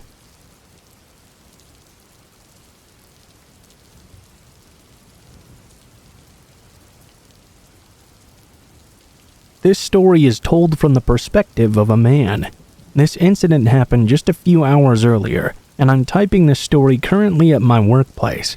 I work in the garden area of a home improvement store. I don't work the cash registers, and my manager doesn't even let me water the flowers a lot of the time, so really I don't have much to do. This results in me taking extremely long bathroom breaks, where I kinda just scroll on my phone. I know, it sounds bad, but it's better than just standing around trying to look busy, right? And today was the same as any other day, with me wasting time in the bathroom. Nothing of interest happened until my work phone buzzed at the same time as the stall next to mine. This does become important later. A few seconds later, I see that the guy in the next stall over had his hand stretched to the ground, with his palm facing up. At first, I thought he had run out of toilet paper and was asking for mine. He stayed silent for a while though, so I ignored him after that. Then though, he started moving his hand uncomfortably close to my leg, so I immediately scooted away and prepared to leave. Once the man noticed that, he hurriedly exited his stall before I could even move. Another few seconds of silence. I took a peek out from the gap of the stall door to see what the hell this man was doing. Just like a scene from a horror movie, our eyes connected through that tiny slot. He was barely an inch away from my door, trying to peek inside. My blood ran cold. If you're wondering why I didn't immediately shoot open the door and cuss the guy out, well, I really hate confrontation. I avoid it whenever possible, and do my best not to draw attention to myself. I stood sideways by the door so he wouldn't be able to see me. That's when the whispering started. I don't know what the first thing he said was, but it sounded like some moaning. The next part was a bit more audible. He said something along the lines of wanting to see more of my unflushed toilet paper. I was thoroughly disgusted. This guy was clearly a complete creep, and I was stuck alone in the bathroom with him. My heart was beating faster by the second. We stayed there like this until another person entered into the bathroom. There was no way I was going to confront this man alone. Probably only a minute later, someone finally arrived, and I took this as my chance to exit and wash my hands and get the hell out of there. Thankfully, the presence of the other person made the old man quit his creepy behavior. As I was about to leave, though, he blocked my path for a second before stepping aside. The weirdest thing, though, is I don't even think that guy works at the store. He wasn't wearing any work vest. My store is extremely lenient about uniform, but most workers at least wear a vest or something connected to the store. He just looked like a random regular customer. I'm certain I heard a work phone's dings echo in that bathroom. The phones have this signature ring to them, so it couldn't have been a coincidence. Either way, he only started creeping on me once the phone ring made it clear I was an employee. The situation really creeped me out, and I've been totally unfocused on my work since then. I kept prowling the garden area to look for any old man wearing a similar outfit to the creeper. I have an incredibly hard time distinguishing faces though, so I probably wouldn't recognize him even if I did see him.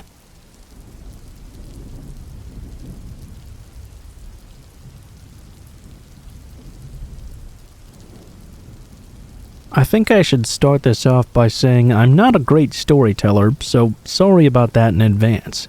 I'm also from the UK. He lived in one country, me in another, which was Britain. I'd never met him until this incident. So, I met Tom through this app called Geeking. I won't lie, that place was a breeding ground for pedophiles and just in general awful human beings. Of course, 13-year-old me was using that app daily. I started talking to him about his mental health issues and the classic dynamic of a young girl who just wants to help this older boy who she has a crush on so she becomes his therapist began. What I learned over the years of being his emotional support victim was that Tom was 2 years older than me. He'd had an abusive upbringing apparently with many mental health issues, which he struggled with because of it. Our heavily toxic, verbally abusive relationship was very on and off for over 2 years, until I finally put it to a decisive end in the summer of 2019, after he threatened to R-word me. I blocked him on everything, and moved on with my life. By winter of 2019, I was now working in a cafe, still living in the deep country with my parents, hardly posting on social media, when I suddenly got a message from an unknown Instagram account. I really wish I had screenshotted the first message. It went something like, "Hey, it's Tom. I know we haven't spoken in a while, but I'm going to a concert this weekend in the city nearest to me, and I thought about you." I texted back to be nice, just saying I was doing well, but ended it with that I would rather not stay friends. He said he was comfortable with this, and the conversation pretty much immediately ended. It was 2 days after, and I was working my 5-hour shift in the cafe. I come in through the back door like I always do, and see a pile of what I thought were old clothes at the edge of the window. I didn't think much of it. I did my shift and grabbed my stuff to leave out the door. I walked down the street still feeling completely safe and completely oblivious, until I'm grabbed by my bag suddenly. This 6'2" man who I vaguely recognize is staring down at me. He says my name, and another huge wave of fear kicks in as I immediately recognize this voice. It's Tom.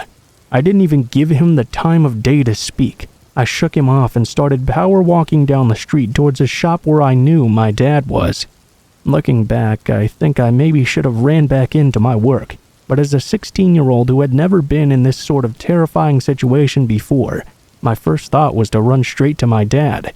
He started following after me, shouting my name. I managed to lose him after sprinting, and reach my dad finally. After that, I got a message from the Instagram account, saying he was sorry, but he was completely in love with me, and needed to have me. It makes me sick to think about. He also mentioned that he thought it was romantic he traveled all this way, him being at the bottom of his country and me being at the top of mine. I blocked that account. Later, he made a new one. I also contacted my work about this. That's where my boss checked the security cameras outside and told me he had been sitting there since 8 a.m. I started work at 10. He had been hiding the entire time in that pile of clothes. I blamed myself for a really long time, and shrugged it off as not that big a deal. However, the more he got in contact with me after, the more petrified I felt. I'm now in therapy for it. I've received texts from him with messages that he's changed, he's sorry, that he's a Christian now. The latest one even saying he has a terminal illness and needs to see me one last time. Since changing my number and email though, I've not heard anything from him. I've been told by others that going to the police might make me feel less safe, as they can't do anything now that it's over the internet.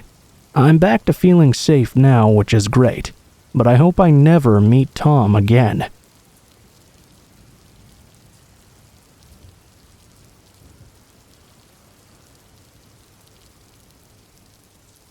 My mom was always very cautious of the bad things that could happen to her children. She would take all 3 of us, my brother, sister, and I, to school in the morning, as she worked very close to the same time school started. I had been begging to bike to school since I got a new bike for my birthday, just a few months earlier, and finally she agreed. I was in grade 7, so 12 or 13 years old at the time, and I was a little girl. My school was a 2 to 3 minute drive, and around a 10 to 15 minute bike ride. I was eager to ride my new bike to school, as I had also gotten a new helmet and bike lock to go with it. The school started at 8:30 to 9ish, so I would leave at around 8. I liked to hang out in the yard with my friends before school started, so I would always leave a little bit earlier. The route to school was pretty much one straight line down one main road in my city. Now it's 8 o'clock in the morning, so it's relatively bright outside, and again I'm on a well-populated main road, right around the time everyone is supposed to be heading to work and or school. I'm about halfway to school at this point, and I decide to cross the street. Not at a crosswalk or traffic light, mind you, just kind of jaywalking or jay-biking, if you will. As I'm stopped in someone's driveway, looking both ways to cross quickly, I notice a black car pull up to my left and park right along the side of the road. It's a two-door Honda Civic type looking car from what I can remember. I'm 21 years old currently, so it was a while ago, and all of the windows were tinted. I didn't think much of it. The only thing that crossed my mind was that maybe I was blocking them from getting into their driveway, so I continued on trying to quickly cross the street. From the corner of my eye, though, I see a man, dressed in all black with his hood pulled up to hide his face, get out of the driver's side. He walked around the back of the car to the passenger side, and before I even had the chance to realize what was happening, he had pulled open the passenger side door and was grabbing me by my arm off my bike, trying to force me into his car. For what felt like forever, it was like every car on this entire street had disappeared, and any sign of help was completely gone.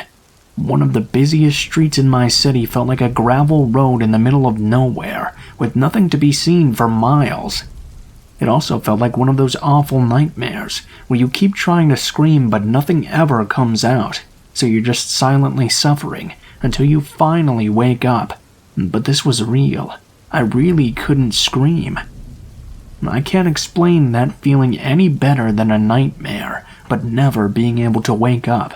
These things just didn't happen in my city, so I wasn't prepared for what to do in a situation like this. I did the first thing that came to my mind. I aimed for his nuts. I shifted my weight to my right leg and kicked as hard as I possibly could with my left. I managed to land one solid kick, which I recall actually hurt my ankle quite a lot, so I can only imagine what it felt like on the receiving end. Instantly, he let go.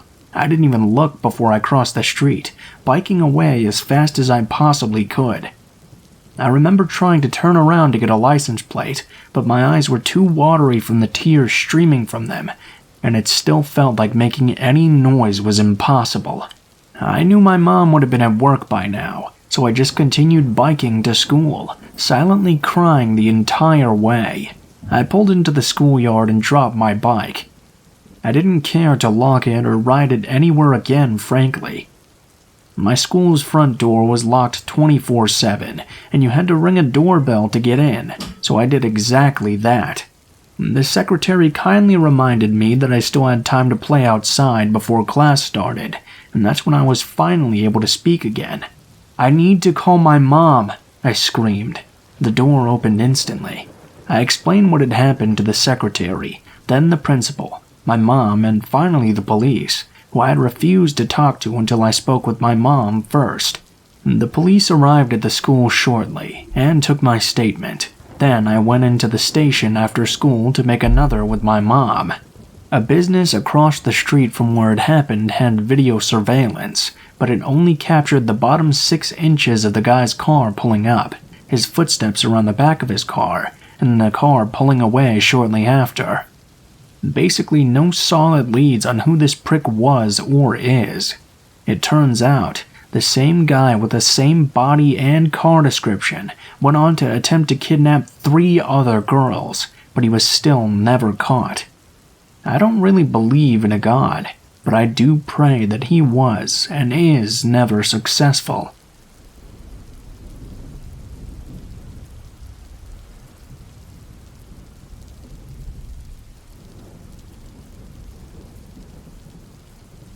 I grew up in Texas. I still live here along with my family, who will also be mentioned in this story. When the 2007 recession hit, my father lost his job. It was a management job that paid quite well. We lived in a comfortable but slightly country area right outside of Lockhart, Texas. Now, with our income at a halt, we lost our home and we had to move away. Luckily, my parents had found a trailer park with a 2-bedroom for rent, a little cramped for our family of 5, but at the time we had no other choice. The man we rented from was crooked for other reasons, but he's not the disturbed landlord this story revolves around. We lived in that trailer for a few years before needing to move out for reasons I was too young to remember. I was 11 years old when my parents began house hunting again. Down the road from the trailer park was a little cul-de-sac of land. There was a business in the center of this land called Why Not Party House. It was a bar or some kind of wannabe club, I suppose. Considering I was a child, I never entered the building. There were a few houses and trailers scattered around different parts, all within this secluded circle. It just so happened that a worn-down-looking trailer was up for rent. The man renting it, Mr. Dahl, was an elderly man who couldn't have been any younger than 65. A few things to note about this trailer. It had old stone steps leading right up to the front door. There was a bunk bed in one of the bedrooms, and a somewhat functioning air hockey table. The master bedroom had a queen-sized bed, and there was carpet in the kitchen, which I always found strange. The back door was nailed shut and completely unusable. If that wasn't enough to make you say nope already, let me say it also had quite a bit of a mice problem. My family is working class, my mother is disabled, and with my father out of work, we relied completely on her disability check. We had no choice but to rent out this trailer or be homeless. The entire deal was strange, and honestly, sad this was the position we were in, but my parents rented out this trailer on the agreement of words only. There was no official lease that was signed, nor was there any sort of legal documentation that proved we were renting from this man. Before we moved in, Mr. Dahl took it upon himself to build a new deck for us, to replace those old steps. He even built a little picnic table for us to sit outside together. As a child, it completely blew my mind. This stranger could be so kind to craft these things without being asked or wanting any money. It seemed like an act of pure kindness. I mean, a bad person would never do that sort of thing, right? The first few weeks of renting from him went by without a hitch. The master bedroom had no light bulbs, and we weren't there long enough to change them, so my family and I all slept in the living room. Something about the bedroom with bunk beds seemed scary to me. I'm not sure how my brothers felt about it, but neither of them ever slept in there either. As I mentioned previously, we relied completely on my mother's disability. This meant that sometimes we were late on rent and had to pay the late fees.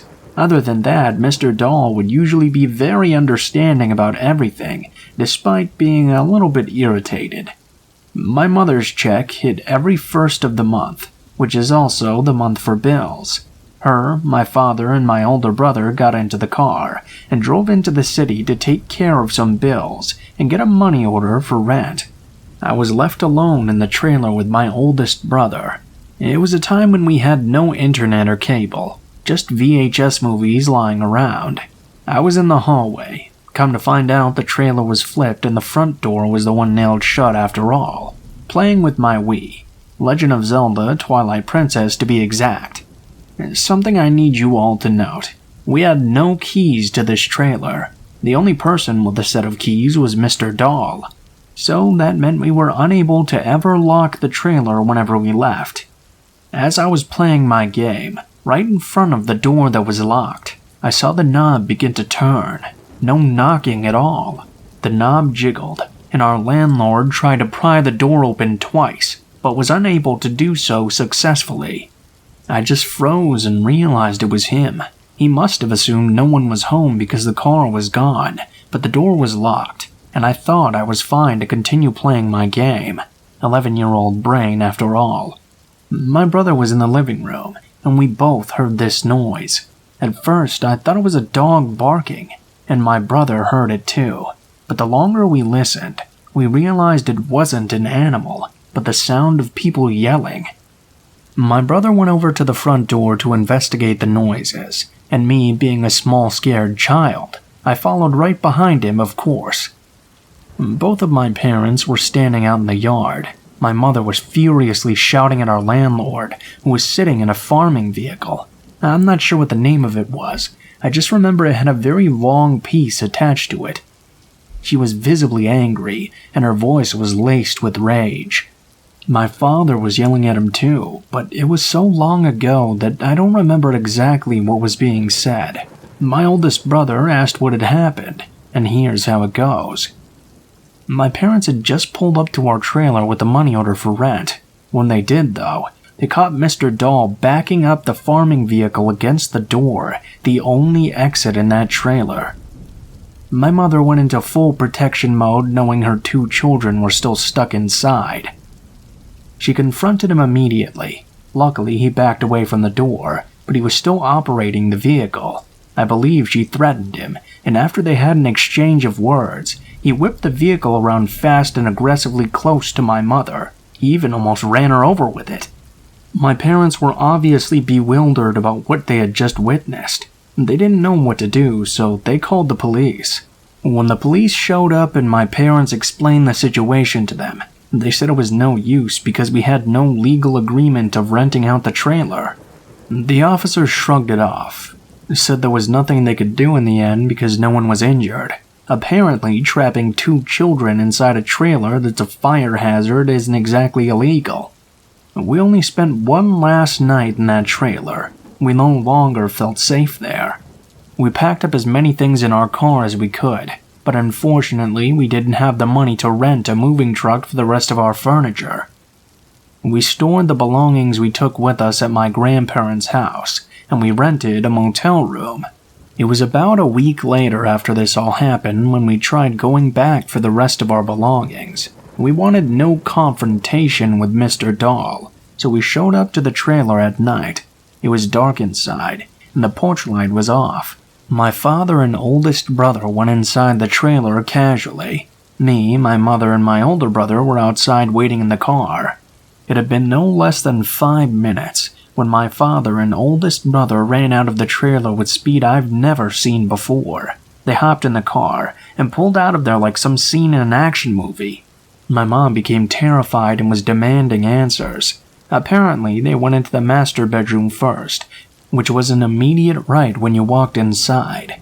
They were just going to grab a box of paperwork we had to leave behind when we left.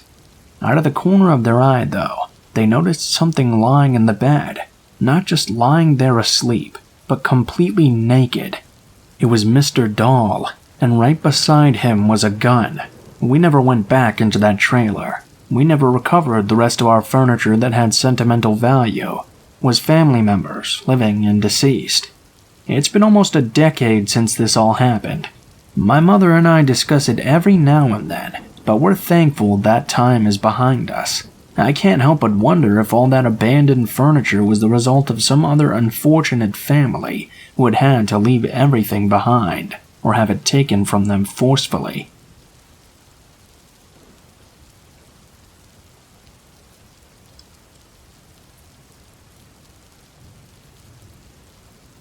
Hello. I'm French, so I apologize in advance if there are any mistakes. As I just said, I live in France, and this story happened to me this summer, just after lockdown ended. I was, and am, still 19 at the time.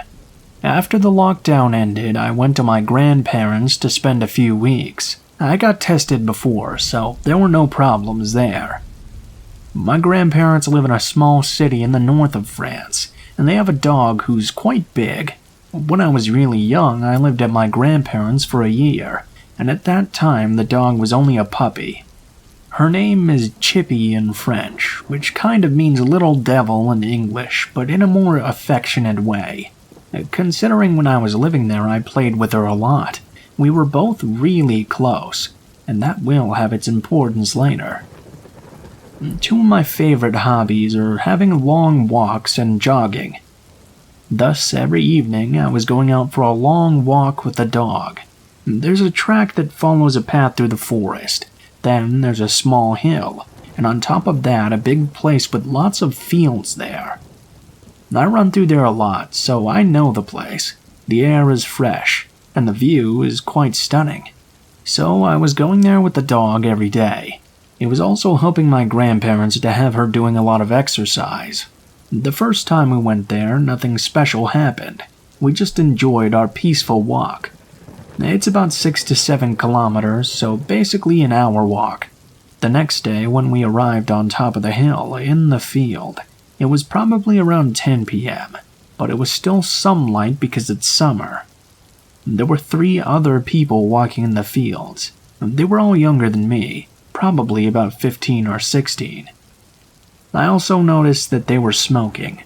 My guess was that they used to come there so they couldn't be seen by their parents. We went past them. I greeted them and they greeted back. Once again, nothing special happened. For a whole week I did this walk around the same time, 10 p.m., and passed by those 3 guys with nothing special happening. It was all perfectly fine to me this way. The second week, as usual, I went for the walk with Chippy and arrived at the fields. There was only one of the 3 boys. He wasn't smoking this time, though. When he saw me, I was at the entrance of the field just after the little hill climb. When he saw me, I was at the entrance of the field just a bit after the little hill climb, so the entrance of the forest was just behind me. He did a sign with his hand to catch my attention and asked if I had a lighter.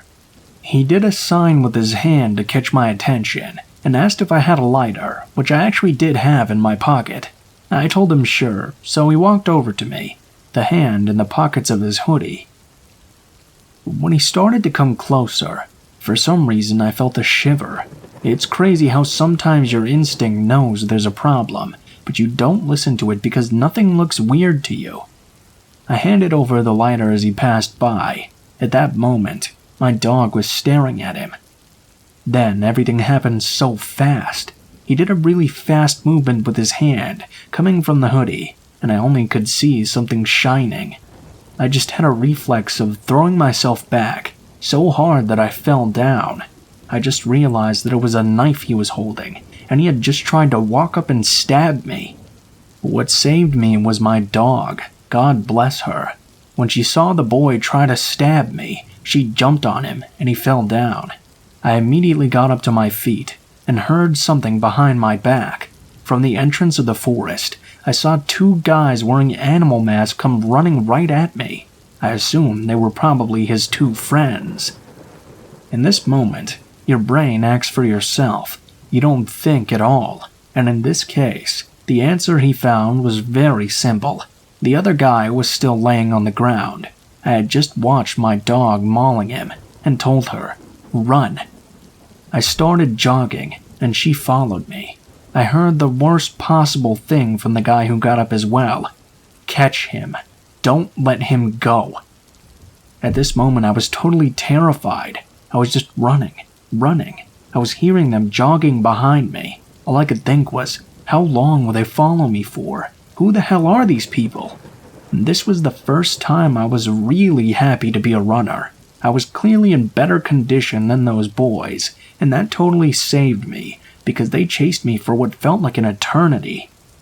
Fortunately, at the very end of the field, there's another entrance to the forest, and this time it's a descent with the road at the end.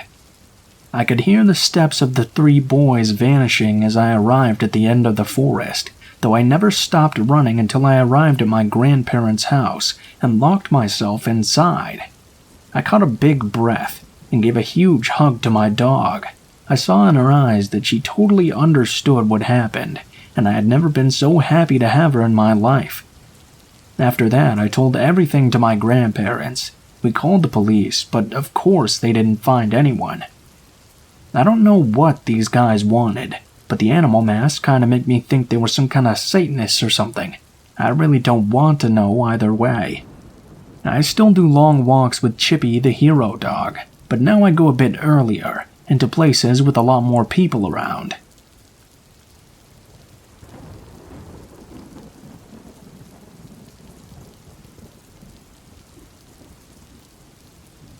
This is the story of 3 disturbing encounters with the same man. Now, let's not make it 4.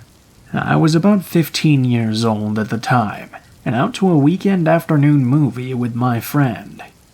We were really early, so we decided to take a look around a nearby toy store to kill some time before the previews began. I was strolling absent-mindedly down an aisle by myself, looking at toys I felt far too old for, when I heard an odd whistle. If you've ever heard the iPhone notification chime, then you have some idea of the sound I heard. I thought nothing of it. Maybe it was someone's phone. I moved through the aisles, eventually meeting back up with my friend. We walked around a bit more, talking and laughing, when I heard that whistle once again. Being preoccupied with my conversation more than anything, I still didn't pay it any mind. On our way back out of the store, I heard the whistle for a 3rd time, but much closer, practically right over my shoulder. I whipped around mid-sentence. A man stood there, grinning from ear to ear in a strangely sinister way. The smile didn't fully reach his eyes. He was a bit on the small side, scraggly with long hair tied back in a low ponytail. He had on a tattered black t-shirt, which hung loosely off his thin frame, and a bulging black drawstring backpack. "Hi," he said, stretching his lips even wider around his contrastingly bright white teeth. As a teenage girl, I was no stranger to the attention of older men, but something about his persona and approach set me on edge. Still, I was taught to be polite. "Hi," I responded tentatively, taking a step backwards and away from his intense stare. "I've noticed you around the store. I thought I could get your opinion on something." He unfolds a crumpled, stained copy of the toy store's weekly ad and pointedly stabs at the Barbie doll section with his index finger. "See, I'm looking for the perfect doll for my niece, and I just have no idea which one to pick. What do you think?" He looks up and smiles, but his eyes are dark pools of nothingness, devoid of any interest in the conversation. This one is nice," I say, pointing at a doll at random, hardly looking at the ad. "Wow, thank you, I really appreciate that. Hey, has anyone ever told you how pretty you are? You must go to the gym often. What gym do you go to?" Taken aback by his absurd stream of rehearsed-sounding pickup lines, I said thank you and forced a laugh. I'm young, and so is my friend. Our inexperience and his strange approach kept us frozen in place. His eyes still bore only into mine, and his grin, wider still and deeply disconcerting, never fades from his face. "Hey, do you want to be friends? I'd like very much to be friends with you. You know what friends do? They take pictures together, so let's take a picture together since we're friends." He holds up a red flip phone with the front cover held together by a rubber band. He activates the front-facing camera, and before I can say anything, he leans into me, face uncomfortably close, and snaps a picture. He looks at it briefly, smiles, and pockets his phone. "There, now we're friends," he says matter-of-factly, and turns his gaze back to me appraisingly. Stupidly, in a horrified daze, I nod. "So where are you from? Where are you going after this? What do you like to do?" My friend puts her hand on my arm, and I suddenly break from my stupor.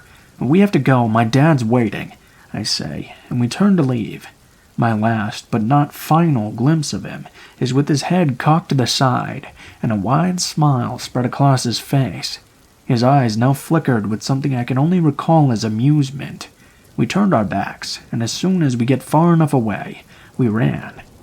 Fast forward to a year and a half later. I'm in my junior year of high school, and on the early morning city bus heading to my first class of the day. The bus is packed, and I squeeze my way to the back, reaching out a hand to grab the pole as the bus brakes sharply. I hear a whistle close to my ear. When I hear it again, I adjust my headbuds in my ears. Why isn't that person answering their phone? A hand closes right above mine on the pole. It was too close, and our fingers brushed, but the person holds their hand there almost intentionally. I moved my hand and glanced up into the broad smile of the creepy man from the toy store. Cold chills shot down my spine, and I gripped the pole even harder until my knuckles turned white. He tilts his head, still smiling his toothy grin. "Hi, friend." The bus is so jam-packed that there's nowhere else for me to go, so I turn my body as far away from him as possible, hoping that playing dumb would work in my favor and he would just go away. He leans closer and still says, "Hi, do you remember me?" I shake my head no and lean as far away as I can in the tight space. He frowned and suddenly looked angry. "No, I know you. We met before. We're friends." I shake my head again, looking down, pretending to be engrossed in my music player. Maybe if he didn't get a full look at my face, he might think he had me confused with someone else. "No, see? I have your picture," he says, and reaches into his drawstring bag, pulling out his red flip phone held together by frayed rubber bands. All the while I'm thinking, if he sees me get off at the stop to my school, he'll know where I am every day and find me easily. But if I get off at a random stop before my school, he could get off with me and I have nowhere else to go. He's still scrolling through his phone, and I'm imagining all the other girls' pictures he might have on there, when he asks, "What school do you go to?" I think about saying mind your own business, but remember his angry frown from before. I give him the name of another school. It doesn't really make sense because this bus only goes past one high school, but not the one I told him. But he nods at this and says, "Hold on, I have your picture here somewhere. We're friends." The bus pulls up to my high school. There was nothing else I could do but get off. While he's still preoccupied with his phone, I lost myself in the crowd and ran all the way to school. I was shivering when I got to my first period classroom, and I could hear the blood rushing to my ears. I asked my boyfriend to take the bus with me every morning for the next few weeks, and I changed up my route going to and from. But I didn't see him again. Until 2 years later. I was a sophomore in college. I was taking the bus home after a late night out with friends, when I heard a strange whistle. Enough time had passed where I didn't feel much alarm, and I exited the bus at my stop. It was completely dark out, and I was one of only 2 people who got off. Then from behind me I hear, "Hello there. Do you remember me?" I turned around, and it was him again. It was hard to make out his features in the dark, but I instantly remembered the tone of his voice. I recalled the whistle, the tilted head, and the wide, toothy smile. I see what looks like a backpack strapped to the front of his chest. "No!" I say, and start walking faster, heart racing, wondering how fast I can run in these flip-flops. I heard him picking up speed behind me, and I dared to glance back. I glimpsed him starting to run at me, hands in his backpack digging around for something that I don't want to know. He was angry now, smile gone, and he shouted at me, "So you want to be that way?" I start running and didn't stop until I got home. So to the whistling man with the backpack, "No, I don't want to be your friend. Let's not meet again."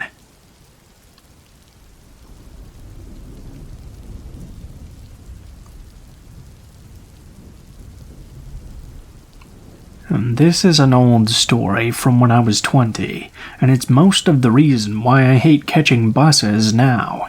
I live in a sleepy little city in Australia, with frickin' horrible public transport. Most buses will go into town, but a place that's a 10-minute drive north of me might be 40 minutes on the bus, because I have to bus into the city and then out again to get there. There's nothing that goes in the space in between. It's like a spider's web. There's a lot of connections, but even more gaps, if that made sense. I've been busing most of my life since I was 7. It's pretty safe here, so I was always comfortable catching the bus at night. I lived a 3-minute walk away from the closest bus stop, on a well-lit street, so even if there was trouble, it was easy enough to dash home if I was nervous. I know this seems like a lot of preamble, but bear with me here. It's kinda important, I think. On October of 2017, I went to a job interview in a part of town that I wasn't all that familiar with. Decided to visit a friend afterwards because she lived just a bit further up that same bus route. I'd never been to her house before. The job was maybe 5 minutes north by bus out of the CBD, but this friend's house was a good 15 to 20. I watched all my landmarks melt away and ended up somewhere a lot more industrialized than what I was used to. My friend lived in a share house, and the rent was cheap even if the neighborhood was shit. And that was the compromise that she made. No judgment. It was maybe 11 p.m. or so when I decided to head home. I stupidly hadn't checked the bus station back to mine before I left, and figured it would be the same as how I got there, into the city and out again. But where I live, a lot of buses stop running after 11 p.m. at night, and the bus I wanted to get on to get back was one of them. Where I live, even now, most buses don't run past midnight, even on the weekends. No big deal, I thought. There was another bus. I'd be fine. The only problem was this bus was going the wrong way. This bus was going even further out of town, further into this shady and horribly unfamiliar neighborhood. It went right up to the interchange, where a bunch of different buses would meet in a hub before taking off again, in a sketchy part of the suburbs. From there, I could catch a bus home. Uber was quite expensive and I was broke, so I just shrugged and decided that's what I'd do. So I hopped on the bus. Honestly, it was fine at first. A bit spooky because I didn't know where I was to be exact, and it was dark and late. But I knew the second I was in more familiar territory I'd be fine. I put in my headphones and just let it all pass by. About 6 stops away from the interchange, this older guy gets on. He was 40 going 80. He had a tangled, matted beard, and skin so thin I thought his bones would tear through it at any second. His clothes were hanging off of him, and I honestly didn't know what color they were so dirty. But like I said, I didn't know this part of town, and you get all sorts on the late bus. I didn't want to assume things. My first clue that something was up, though, was that he didn't pay. The driver was tired and didn't say much, so I rolled my eyes a little and went back to my phone. The next thing was the mumbling. I thought my music was playing up, but when I looked up, this man was just staring in front of himself, mumbling and eyes hard as pavement. There were a couple of other people on the bus, all looking as nervous as I felt, but I figured he was just out of it and homeless. I felt bad for him more than anything. 10 minutes later, we pulled up at the interchange, and I hopped off to grab my connecting bus. I decided not to think any more about it. It was weird, but whatever, you know? I was 20, I had other things on my mind. And then this creepy motherfucker got on the bus with me. I'd settled about halfway back, and I was queuing up more music when I saw him get on. I kind of froze at first, but I figured it must be a coincidence. Besides, there were a couple of other people on the bus, so I felt pretty safe. Then one by one, all these people got off the bus, and it was just him and I left. At this point, it was nearing midnight. It was pitch dark, and I know the bus route I was on pretty well, but not that part of it, just after the interchange. I started texting my boyfriend because his house was on the route, and it was closer than mine was. The guy on the bus was still mumbling, but when I looked up, it was at me. I watched frozen, as he slowly got up and moved closer to my seat. I couldn't make out what he was saying, but I knew he was talking to me. Now Cthulhu, you might be wondering, why the fuck didn't you just move? Great question. In my head, I didn't want to draw attention to myself by moving. I thought of him like he was a T-Rex from Jurassic Park. Maybe if I just didn't move, he wouldn't see me. But he'd already seen me. I could feel his eyes on me, like he'd taken a hand and pressed it against the back of my neck. His stare felt so heavy. My boyfriend had me share my location for safety. I turned off my music so I could focus better. I know, right? And looked at the map to get my bearings. I knew I was about 15 minutes from home, 10 from my boyfriend's. He lived a 30-second walk from the bus stop, in a share house that was never locked because there were always people over. Yeah, it was a drug den. I know, I was 20 and stupid, okay? He was at a birthday an hour away, so he wasn't home, but he said I could get off early and go into his if I was scared. But it was no big deal, I told myself. I was close to my house. Creepy McFuckster would leave me alone soon. I didn't need to hide behind my boyfriend's friends to feel safe. I was a strong, independent, and dumb as shit woman. This stranger was creepy, but I told myself he was harmless. No point freaking out over nothing, after all. And then he moved again. He moved so he was right behind me. I could feel his breath on the back of my neck in small puffs as he mumbled. I still couldn't hear the words, but he leaned forward.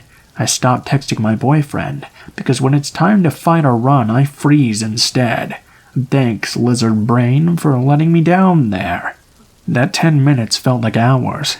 I felt like I held my breath the whole way as that fuckface leaned closer, whispering and mumbling. I don't catch a word of what he said, but I would swear to all the angels that I could feel it against my neck. My skin was doing its best to slither off my skeleton, and I stared dead-eyed at my phone, watching my location and taking in the street names. I decided I wasn't waiting to get to my stop.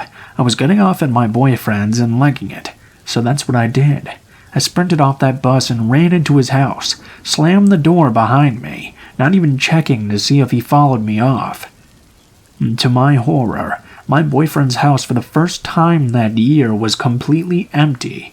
His tiny dog was barking her head off, and I was crying as I texted my boyfriend, asking where everyone was, why tonight was the night of all nights the house was empty, why the door was so impossible to lock.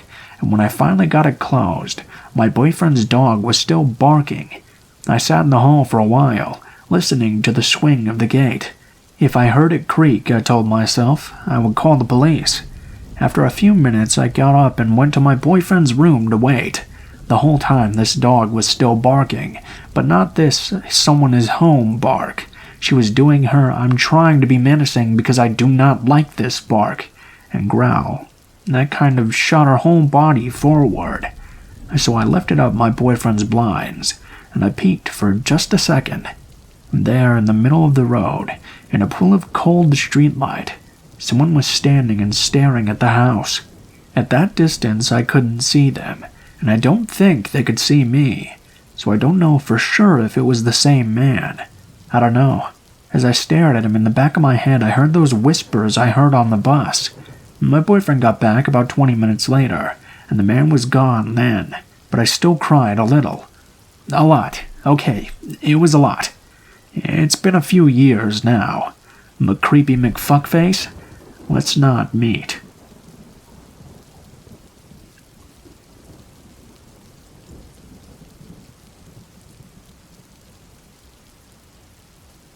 This was an experience I had alongside my BFF in high school. And this was about 2006, maybe 2007, in rural upstate New York. We'd met in the 3rd grade, and are still friends to this day. We're both 27 now.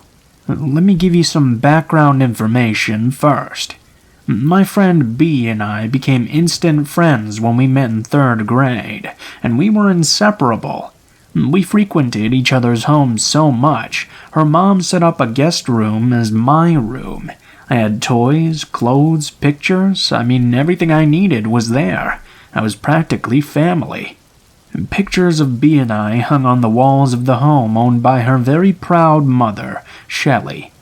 And Shelley always wanted 2 daughters and loved me so much that she considered me to be her second. Now on to the meat of the story. Again, this incident took place when B and I were sophomores in high school. Her mother was divorced and dated a few different men, meeting some off sites like eHarmony.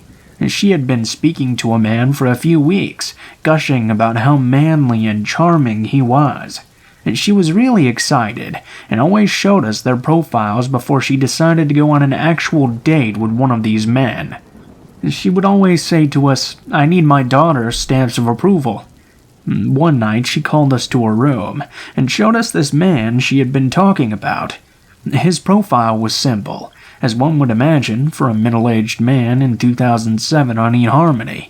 The headline read, looking for a strong mother. I made a joke about his odd placement for caps and just how strange a way it was to start out, but we moved forward. It told of his metalwork background, his love of cold steel, and his work in a foundry that kept his icy heart just warm enough. I was honest and told her it sounded off, but he was quite handsome. Sporting black, well-groomed hair, a beard, a strong jaw, icy blue eyes, and a relatively fit body for a 40-something-year-old male. I did stress on the weird vibe. Then B joked how Shelley always picked out the antisocial ones. We laughed a bit, knowing this wasn't wrong. Shelley brought some weird stories home, but what do you expect meeting men online? We told her to go for it, so they planned on dinner. It was a haul for him, about a 2-hour drive. He was driving to our location, where they would then take one car into town. B and I helped Shelley pick out her outfit, helped her with her hair and makeup, and then went back upstairs so she could have some time to herself before the long night. We headed up the stairs where B and I were painting a wall in her room, just listening to some music and cutting up. He just let himself into the house like no big deal, and came on upstairs without saying a word. No knocking, no doorbell. The dogs didn't bark. Nothing. We got spooked, jumped and screamed and shit our pants a little when we hear a man start talking behind us. We don't know how long he had been in the house. We don't know how long he stood behind us without speaking, but when he did speak, we shook. Well. I didn't know I was getting a 2-for-1 deal, he said in a quiet, gravelly voice. He chuckled as we stood there in shock of the stranger in her room. He sauntered over to us, like a man on a Sunday walk. The smell of cigarettes filled the room, as if Rod Sterling himself was standing in the corner explaining our situation to the audience for their own personal episode of The Twilight Zone. Right then, I noticed how much this guy looked like the pictures Shelley had showed us, except he had salt and pepper, not jet black hair, and his eyes were not ice blue, but black, not brown, completely black. It looked like this guy's eyes were 100% pupil. Are you... I was interrupted by Shelley shouting. Who got hurt? She must have thought we were horsing around and one of us got hurt. This was normal for us because we goofed around a lot. She was jolted at the sight of this man blocking her from us. He turned around just as soon as she reached the top of the stairs and held his arms out. He said in a way less tone than he used earlier, "Shelley, you look beautiful." I knocked and no one answered. I hope it's okay I let myself in. These are your girls? They're beautiful like their mommy. I'll never forget how he said mommy. It felt dirty. B and I both side-eyed each other and stepped down off our stepladders. We were both very in tune with each other. If I felt weird, I knew she did. And we both felt the odd air of the room. Shelley glanced away from him and at us who were behind him, looking at her with wide eyes and both kind of shaking our heads to the side in disbelief. Shelley looked back to him. This exchange only took a few seconds, but it seemed like an eternity. She forced a smile at him and said, "Oh, I'm sorry. Next time just ring the bell. I'll come open the door." He nodded and walked towards her with open arms, and hugged her like they had been the oldest of friends. She looked at us as they hugged and just kind of rolled her eyes to show us what she thought of his excuse. She proceeded to tell him that it was not appropriate as she led him down the stairs. We heard him apologize over and over. B and I instantly ran to our phones. We agreed to text her mom what he had just said to us so we could tell her, without him knowing. We hit send, and about 10 minutes later we heard footsteps up the stairs. It was Shelley, and she shut the door behind her. She asked us if we were okay, and she hugged us tight, told us she was sorry he made us feel uncomfortable. She explained to us that he said we reminded him of his girls and didn't mean to scare us. We nodded, and then she said they were leaving out for the date. We hugged her, said be safe, and we would see her soon. As she headed down the stairs, B and I looked at each other. We both knew that something was not right, but we were both speechless from the good scare we had received from this dark man just 15 minutes prior. We heard them walking and talking, heading towards the front door a few minutes later. Shelley shouted up the stairs that she loved us. We yelled back that we loved her, and then the door shut. We instantly started talking to each other, saying the same things. "He laid that charm on so thick as soon as he saw Mom," B exclaimed further. "And did you see his eyes? What the fuck was that? He looks so much like the guy from the pictures, but not exactly." We both concurred on our feelings about the stranger. His scent, his demeanor, his voice. It was something out of a classic stranger danger advert. Again, we agreed to text Shelley how we felt. She thanked us and told us it seemed to be going well, and she would let us know that she was safe every hour. B and I just were freaked out, even more so that Shelley was not. It was like a weird spell he cast on her. It was odd, but we wanted to think the best for Shelley, as she was quite excited about this guy. She texted us every hour until she got home. Her last text said, "I'm okay, but officially freaked out. I'm coming home now. I'll be home soon." We got freaked and paced around until we saw headlights pull into the driveway. It had been about 5 hours since she left, and about an hour since the last text. We were inside with the lights off, watching through the side window, trying not to be seen, when the motion sensor light flooded the yard and light fell onto the driveway. A truck flew into the driveway. The passenger side door flung open before the truck was at a full stop, and Shelley's feet were on the pavement just as fast. She waved at the driver and kind of jogged up to the door wide-eyed. She reached the front door, turned, and waved the truck off. She had her house key ready in the hand she wasn't waving with. She unlocked the door and slid inside the safety of the house. "Keep the lights off. Let's go upstairs," she said as she locked the 2 deadbolts in the chain, not once looking at us.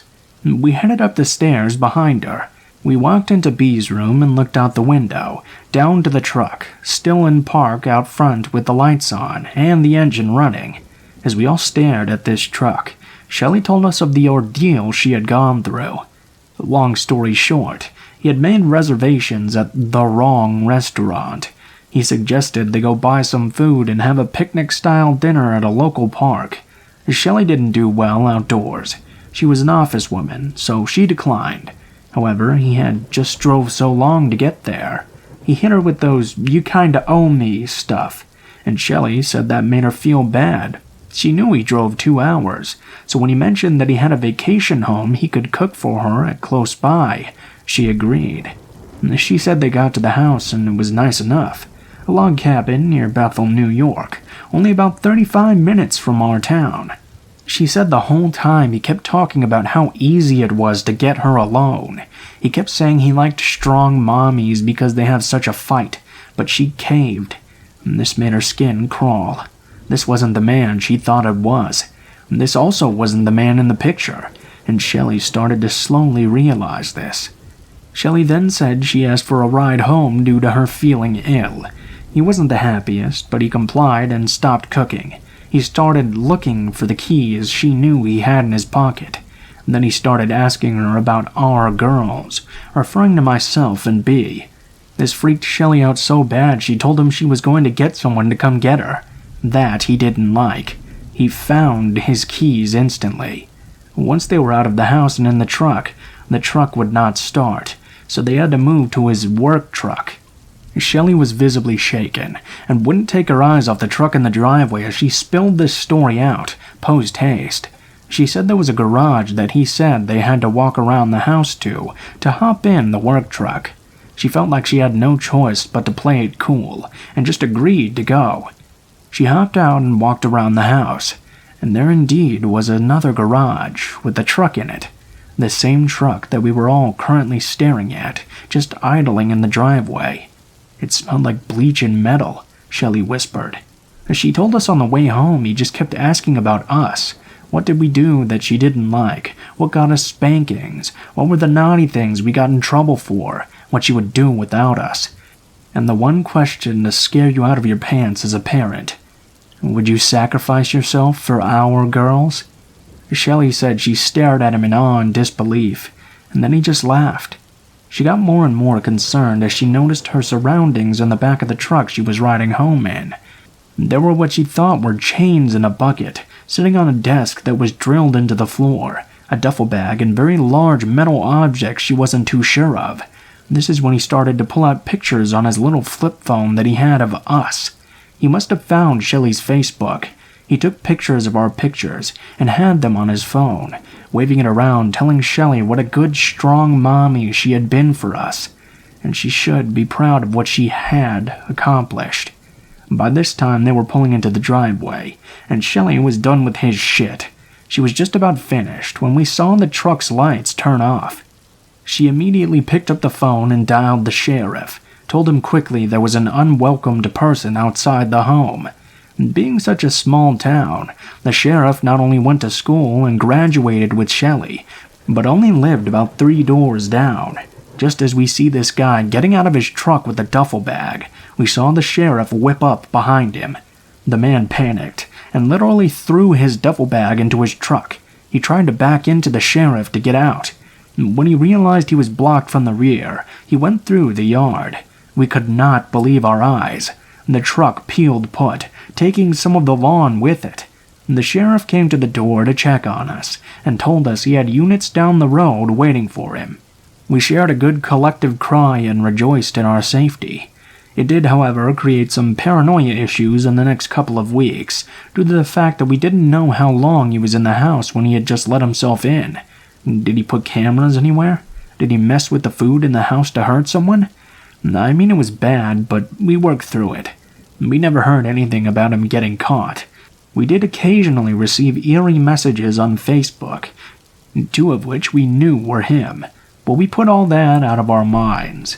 We haven't heard anything from or about him since about 3 months after the incident, when the last message was received. It's been about 11 years since then, but we still try to talk about it when we can. So, old dude from eHarmony, let's never ever meet again.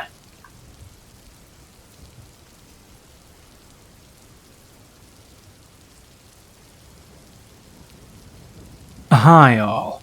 I hope this is a good sub to post in. I posted elsewhere and someone suggested posting here.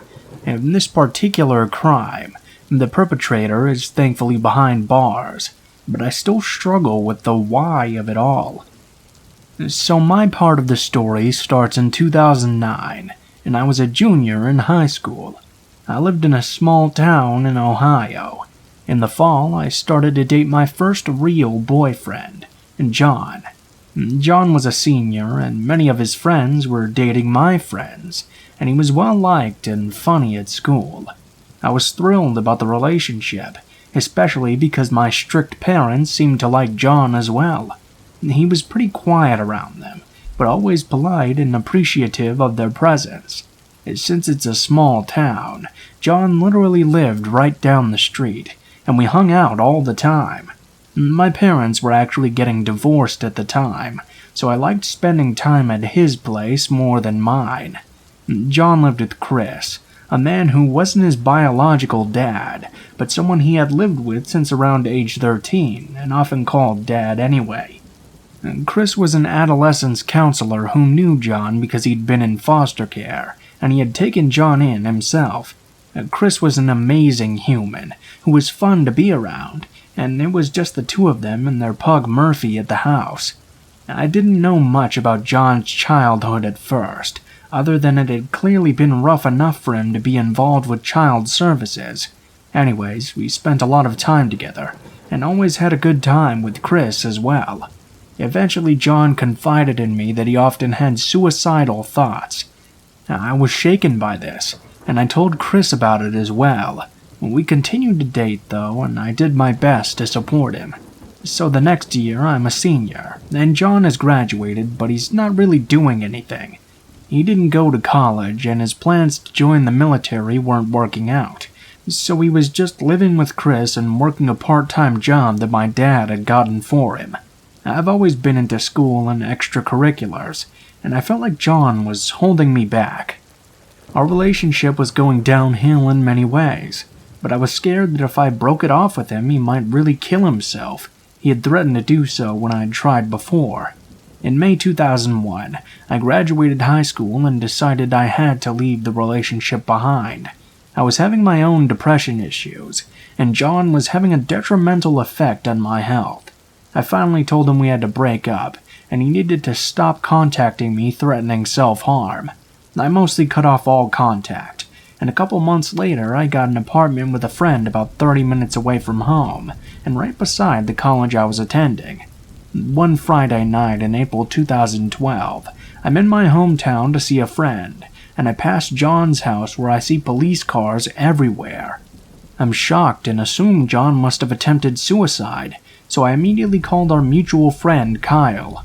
Kyle had no clue what was going on with John, and he says John had just hung out at his house the day before. Kyle said John seemed like he was in a good mood, especially because he was driving Chris's Beamer at the time, which he loved to do.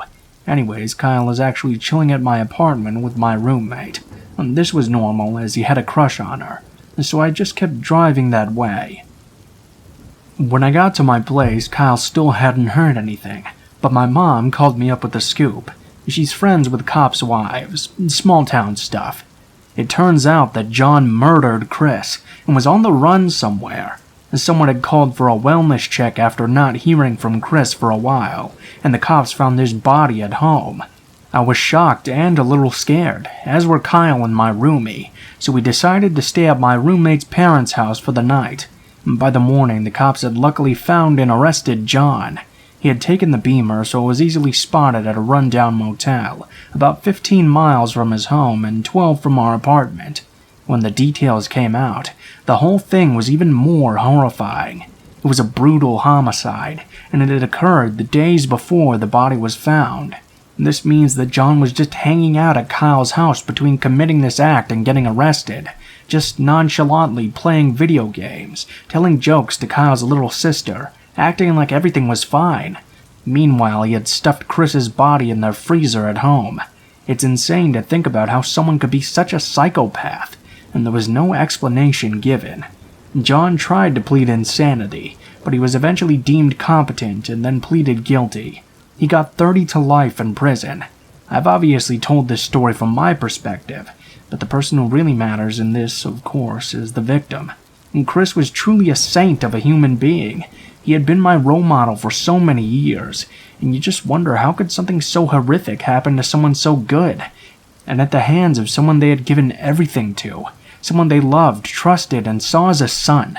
It's horrifying. Chris spent his life advocating for kids like John, and the local center he worked at is actually named after him now, as is the street that it's on. As I said to begin with, I often wonder about the why of it all. Chris and John got along most of the time, and though John clearly had mental issues, no one ever thought he would hurt anyone but himself. But clearly something was very wrong with John that we missed. They say hindsight is 20/20, and I can definitely look back and think of a few strange instances with John. Sneaky, manipulative, and angry. He eventually showed all of those traits, but I was lucky enough to not experience any violence at his hands. I wish I could say the same for Chris. I'm thankful for the time I did spend with him, and the positive impact he had on my life during that time.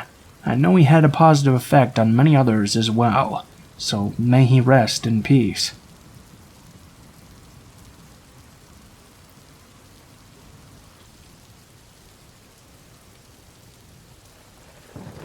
I've been doing my 1 hour of outdoor exercise at night because I find it most relaxing. My neighborhood is very quiet, and I'm lucky to live in a nice area which I've always considered super safe. I used to walk at night, even before lockdown, because I live right next to a canal. There are lots of nice paths that are super pretty at night, when everything is all lit up by the moon. Anyway, I was walking last night, and decided to go to the shop first because I was hungry. Then I detoured back to my usual route along the canal. When I was walking, I heard two men speaking loudly in German. I live in England, so it was a bit unusual, but not anything I thought twice about. They looked around 30, pretty tall, and they had caps on. I remember because they had matching designs, which I thought was pretty funny. They started getting really close, and when I glanced back to look at them, they started jeering. I knew they were looking at me, which kind of freaked me out, so I sped towards the shop, but had to stop at the road. I wasn't planning on getting hit by a car after all.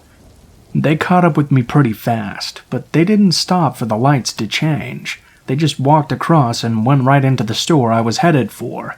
I shrugged off my hunger and decided to just go to the canal for my walk. I stopped thinking about the men soon after, chalking it up to me being a generally anxious person. I don't particularly like walking past strangers at night, and I'm self-conscious enough as it is without them talking to or about me. Anyway, I complete my walk, and I'm on the way headed back home. For the story to make sense, I need to describe where I was stood. On my right, there's the water itself. I'm stood on the path, and to my left, there's a big drop that goes straight on to the main road. Next to that, there's a row of houses.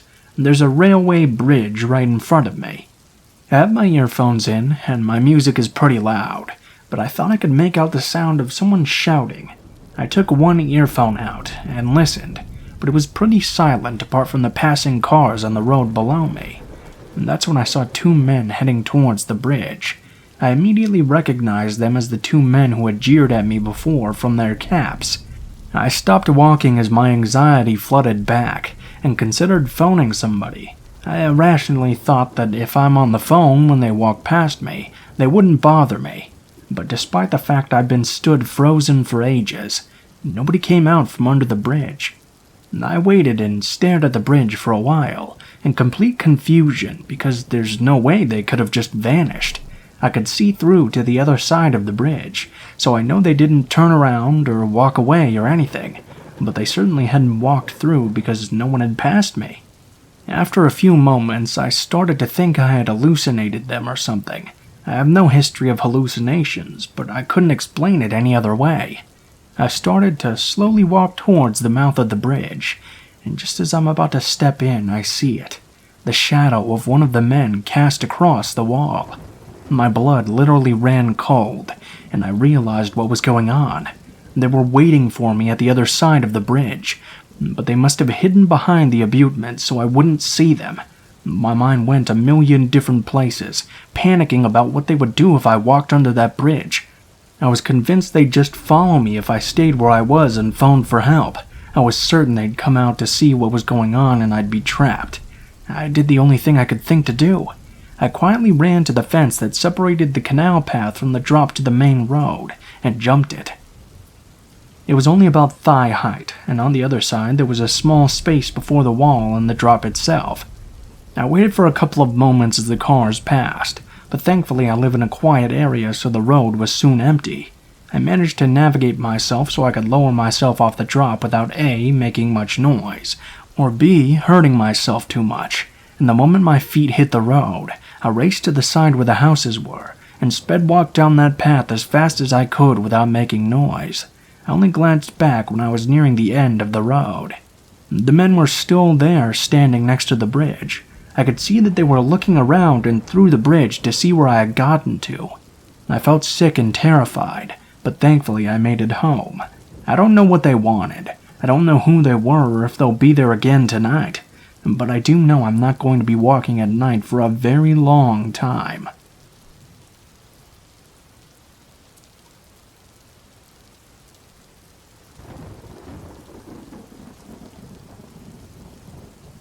As a child, think kindergarten age, I loved to talk. If anyone had a question for me, I would gleefully give them way too much information. Most people found it endearing and would praise me for being so smart, which encouraged me a lot. My mom and I normally shopped at the market just a few minutes away from our house. My mom had been shopping there for 20-some years at that point, and was friends with almost all of the workers. I was pretty friendly with them too, and was always happy to talk with them. Whenever my mom got distracted talking to someone else, I, with the attention span of a 6-year-old, would wander around the aisle. My mom would keep an eye on me to make sure I didn't get too far, but if she was distracted, one of the employees would usually be around and gently guide me back over. One day, though, we went to a different market that I couldn't remember having been to before, and we didn't go back for nearly a decade. We were walking around the aisles when my mom ran into a friend of hers. They started talking, and I, not realizing that I no longer had a store full of adults keeping an eye on me, started to wander around the aisle. My eyes caught some colorful display, I think balloons or flowers or something, and I walked over to take a look.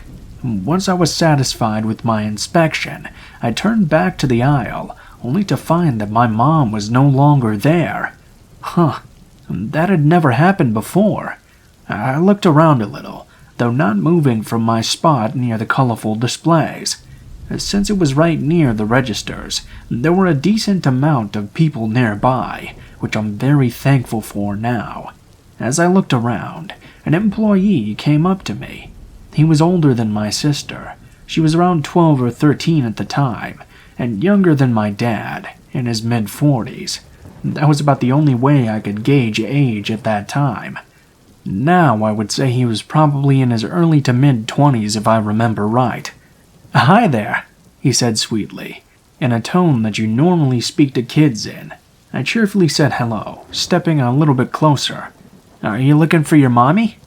I said yes, happily explaining that I had last seen her talking to a friend, and that I could normally find her easily when I wandered away. I wasn't sure where she could have gone. "Does she leave you alone often?" "Not really. My older sister was normally with me if my mom wasn't. She was 12 or 13, super mature, so if my mom had to leave for a little bit, she knew I'd be okay. And she never left us alone in public, just at home if she needed to run somewhere. Never for very long, just the length of time of a Pokemon episode or something. My dad was at work a lot, and didn't come back until late usually, just if you were wondering." "Where do you live?" "Well, wouldn't you know it, I had just learned my address. We just learned how to mail a letter in school, even took a little class trip to the mailbox on our school corner to send 'em out. I knew how to write my address now, and I knew how to say it. Wanna hear? Of course you do. I know kids are naive, but I was pretty downright dumb. I was diagnosed with doodle color blindness 2 years later, otherwise known as red-green color blindness. Makes sense, as I was totally blind to all of these red flags. Where do you go to school? Who picks you up?" "Well, I go to the local elementary school. I don't know the address, though. Sorry. I know what street it's on, though, because I wait on the sidewalk for my mom or daycare sitter, depending on the day." "Do you like animals, like puppies?" "Dogs scare me, cats scare me, pigeons scare me, fish scare me, flies scare me. You know what doesn't scare me, though? Turtles. I have 5 turtles. No dogs that bark or bite if someone drops by the house like our neighbor does. Those dogs are always locked behind the gate, though, so they don't scare me a lot." It had only been a few minutes since I'd last seen my mom, even with how much information I was just dumping. I was a very fast talker, but I was starting to get a little antsy.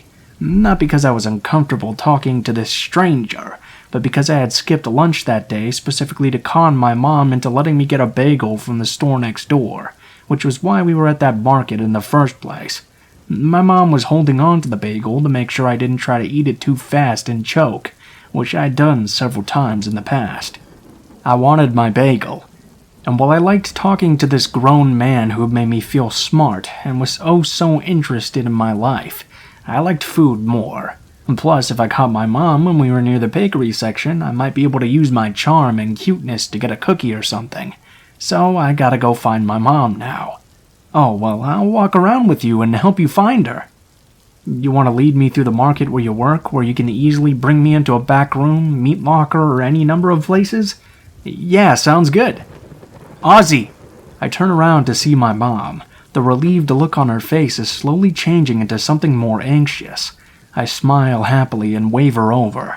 She immediately grabs my hand, and I can tell she wants to chide me, probably for leaving the aisle. She seemed more occupied on the man in front of me, though. Before I could even open my mouth to introduce him, or remember that I never even got his name in the first place, he quickly says that he's glad I found my mom, and he needs to get right back to work. He practically runs to the back of the store. My mom puts her hands on my shoulders and looks me in the eye, her expression a lot more worried now. "What was he talking to you about?" she asked, her voice more serious than I'd ever heard her. "Can I have my bagel?" My mom opened her mouth, paused, and went into her purse to hand me my bagel. Between bites, I happily told her about the conversation and everything I remembered. My age and grade, pickup schedule, likes, dislikes, my literal address. My mom gradually became paler, then became red with anger. She brought me over to the manager, and I don't really remember much about the conversation. I got a cookie, though. I remember that pretty well. It was shaped like a watermelon, which was apparently far more important to me than paying attention to what was being said. The police weren't called. We went home, and my mom told me I wasn't allowed to walk around the store anymore. No more talking to any strangers, even if they worked at the store we were at, unless she was with me. If I ever saw that man again, I was to run away, find someone I know, and ask for help. If all else failed, scream at the top of my lungs, just like when a fly lands on me. I agreed pleasantly, not really fazed by anything she was saying. I know that some people are bad, but bad people look bad, right? They talk mean and look scary and try to grab you. This guy didn't, so he couldn't have been bad, was he? But if my mom was saying it, then I thought I'd better listen. And I better enjoy that cookie too, because we were never going back to that store again. When I was around 12, our school had a safety assembly and was talking about the shady things adults do to get close to kids. A very, very watered-down version of what they most likely wanted. And as I'm sitting there listening, I suddenly realize, oh, if my mom hadn't found me, something bad would have happened. If not in the store, then in front of my school. If not in front of my school, then maybe even in front of my house. A little over a decade later, I'm 18 now. I've never seen the guy again, thankfully. Let's hope it stays that way.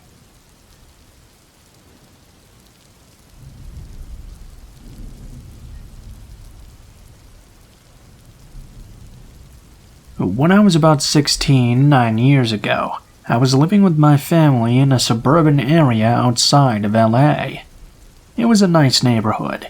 Kids rode their bikes in a group, parents waved to each other, and helped keep an eye on people's houses, and you could join a barbecue just by walking by at the right time. Well, my dad was working nights at a hospital in the city, so that left myself, my mom who was 36, my sister who was 12, and my brother who was 8, home at night from 6:30 p.m. to 7:30 a.m. the next day. One night we were just cooking, listening to music, and just all around having a good night. Everyone was in bed by 9 o'clock. Suddenly, I'm woken up to the sound of our front door being rattled, and my mom calling out for my dad like he was home. Our house is laid out like this. There's a front door and a small entryway, and the right side wall, facing the door from outside, was my brother's room. Myself and my sister were on the other side of him, and the doorway led to our dining room. My mom's room was off from the living room towards the back of the house, so they typically turned on lights to come by our rooms.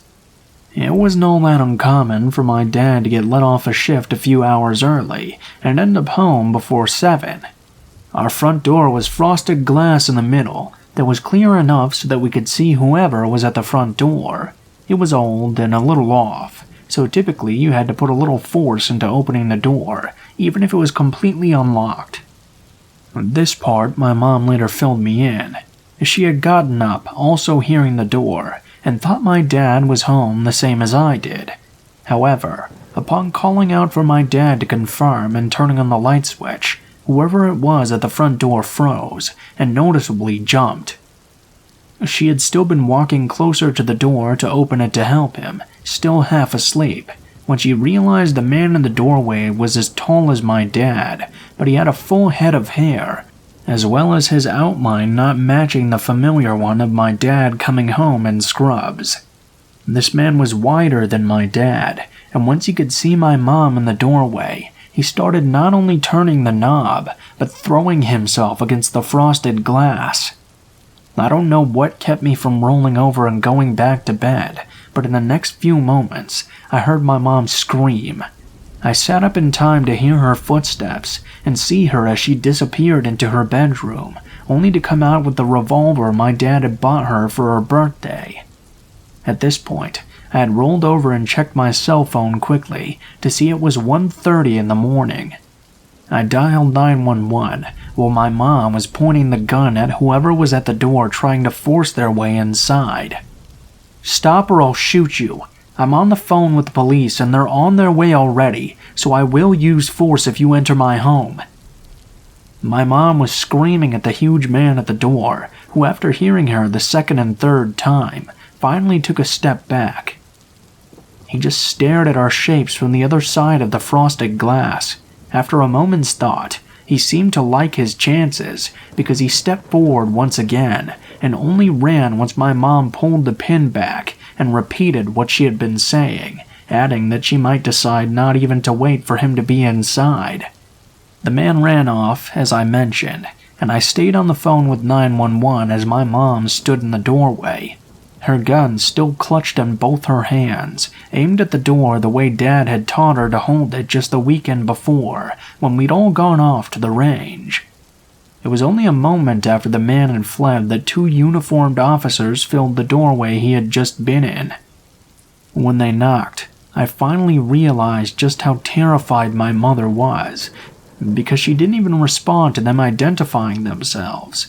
Her voice shook as she told the officers that she had a weapon, but that she wanted to hear their badge numbers before she would open the door, so I could confirm with the dispatcher. Once they did, she opened the revolver and unloaded it, putting it on the table and crying as I opened the door for the police. They took our statements, had several patrol cars out looking, and found him a few hours later 6 blocks from our home. At that point, he'd made it into a residence he was trying to break into, and they caught him in the middle of robbing the retired couple he had knocked unconscious.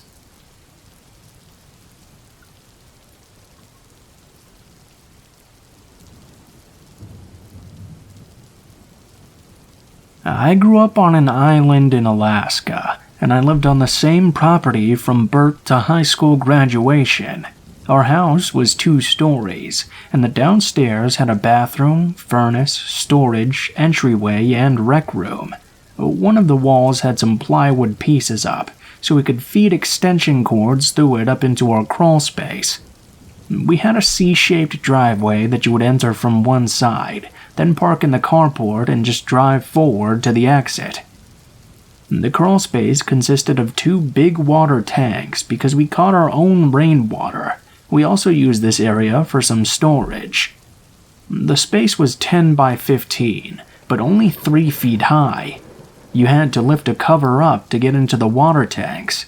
You could only enter the crawl space from one side of the house. It was a 2x2 door that we kept a master lock on, but we never actually locked it. Our dog Brewster's area was on this side of the house as well. He had a big fenced area, his own stairway and porch which was half covered, and he had a doghouse. Brewster was a Weimaraner chocolate lab mix who weighed 130 pounds. He was a fantastic dog who barked only when necessary. During the summer, we had black bears in our yard most nights, and Brewster would give them a quick bark to get them on their way. We knew those kinds of barks. There are 4 of us in my family. My parents, myself, and my older brother, who is 2 years older and has Down syndrome. My brother was in special education at school, and there were other kids who would come into the same room, but just once in a while throughout the day, because they had a similar disability and were able to keep up in some of the general classes, but some of the kids had discipline problems or mental illness. My brother was loved by the kids in school, and everyone knew him. One day, a native kid that was about 15 came to our door and wanted to play with Travis. We thought it was odd because Travis has moderate Downs, and he didn't really like playing with other kids. He liked watching the other kids play. Travis likes watching movies and listening to music. My mom asked the kid what his name was, and he said his name was Mark. He knew Travis from junior high the year prior, because he would go into Travis's class sometimes for help with his schoolwork.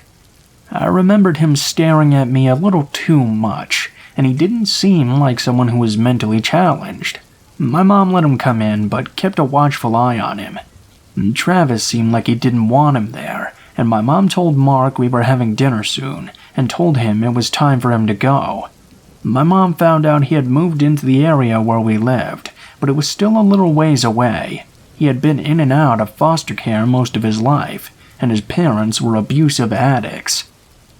I think he also came over one other time, and my mom felt bad for him, but she felt like something was off. She felt like he was coming over because of me. My mom politely told him that Travis didn't really like having visitors. He seemed okay with that and never came over again. My parents went to a church service on Wednesday evenings and would always be gone for a couple of hours. I would stay home with Travis. At the time, I was 11 and he was 13. I started to help out in the church nursery when I was 9, and when I turned 11, my best friends and I took a babysitting course, which included CPR and first aid. We would often babysit together, and at age 12, we all started babysitting on our own. My mom was a homemaker, and was always home except for Wednesday church service. My parents didn't drink, do drugs, smoke, anything like that. Honestly, I can only remember my parents going out a few times where we needed a babysitter. I would leave the downstairs door unlocked for my parents when they were only going to be gone a couple of hours. I was expecting them home in half an hour, so I was very surprised when I suddenly heard the downstairs door open. I thought I must not have heard the car pull up, and Travis was past his bedtime, so I quietly told him to go to his bedroom and get into bed. I start walking through the kitchen to the top of the stairs, and I call out, "Mom? Dad?" I hear the footsteps stop. I'm looking down the stairs, and I can see men's work boots and jeans. This wasn't my parents. The way the steps were set up, you could only see the bottom half of someone without descending the stairs. I was scared to death, and I ran up to Travis, who was going down the hall. I grabbed him and dragged him into my parents' bedroom, because it was the only room that locks, has a phone, and has rifles. Downs kids are very stubborn, so my brother just wanted to go to his room, but finally I got him to sit down on the bed. I was trying to keep him inside while grabbing a gun, trying to call my neighbor. I could hear the person downstairs still. My neighbor answered her phone immediately, and I whispered, "Someone is in my house. I'm scared." She told me to come out onto the front porch and she'd be there waiting. I get the courage and run to the door and get outside. Thankfully, she was in our driveway, and she had brought her hound dog with her. She lets me know that she's going to enter the house through the downstairs. She disappears from my sight, but comes back quickly and tells me that the door is locked, so she makes her way up the stairs. She gets to the top when we hear the downstairs door open, and the crunching of gravel as the intruder was running off. She lets go of her dog's leash. The dog chased the person into the woods. It came back 10 minutes later, and our neighbor sat with us until my parents got home. The police were never called, because I think my parents assumed it was a neighbor boy screwing with me. We lived in a safe place, where you only had to worry about bears and the occasional wolf. A week after this incident, our dog would bark 15 minutes after we went to bed, every single night. We would look out the windows and never saw anything. We figured it was bears because it was springtime, and Brewster was probably just getting used to them again. After a couple of months, though, the barking still happened. I had my best friends stay the night, and we would always stay in the downstairs so we could be louder and stay up as late as we'd like. Kate had a brother that was 7 years older, and we asked if he'd bring us some booze. I know, we were young, but that was the normal thing for our town. Kids started drinking, smoking, and having sex in middle school, mostly because of boredom, I think. We got 13 feet of rain a year, so we would be trapped inside a lot. It was a little after midnight, and her brother never showed up. Brewster never barked that night either. We were sitting on the stairs braiding each other's hair, and we both got a feeling like someone was looking at us. We looked over and saw a man was staring into the window.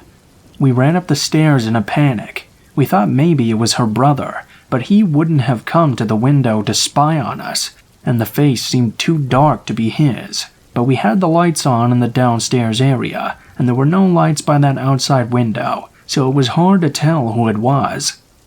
We didn't wake my parents up just in case it was her brother. We waited 30 minutes, went back down to grab our stuff, and went to sleep in my bedroom for the night. The next day we talked to her brother, and we found out it for sure wasn't him. That night, Brewster was back to barking once again. 2 more months go by. I had gone to bed and heard Brewster bark. I looked out my window, and as usual, I didn't see anything. I had just dozed back off when I heard Brewster start barking more frantically. I look out my window, only to see a guy running out of our driveway. I thought about waking my parents, but we had a trail on the side of our house that kids used to get to the road behind us. The neighborhood was on the side of a mountain as well, so all of the kids used trails to go straight through to another road, instead of using the main roads. I had never seen someone out on the other part of the driveway because the trail was on the south side of the house, along with the crawl space and Brewster's area. My room was the only room on the north side. I decided to go back to sleep, but as I was tossing and turning, 15 minutes go by, and I start to smell smoke. When I get to the hall, the smell is a lot stronger, and it's starting to get hazy in Travis's room, which was directly across from mine. I scream, "Fire! Fire! Everyone wake up!" My parents were up, and Travis didn't want to get out of bed, but thank God for the strength of adrenaline. We get outside, and flames are just pouring out of the crawl space. We get Brewster out of his enclosure, and the neighbors all come out to help us. The firemen got there rather quickly as well, but by the time they did, the fire had destroyed the crawl space, my parents' and Travis's bedrooms, because they were directly over it. The firemen got the fire put out quickly, thankfully, and nobody was physically hurt. This was one of the scariest nights of my life, though. I'll always remember the fire chief kneeling down to speak to me after he had talked to my parents. He said, "Melinda, we believe it was arson."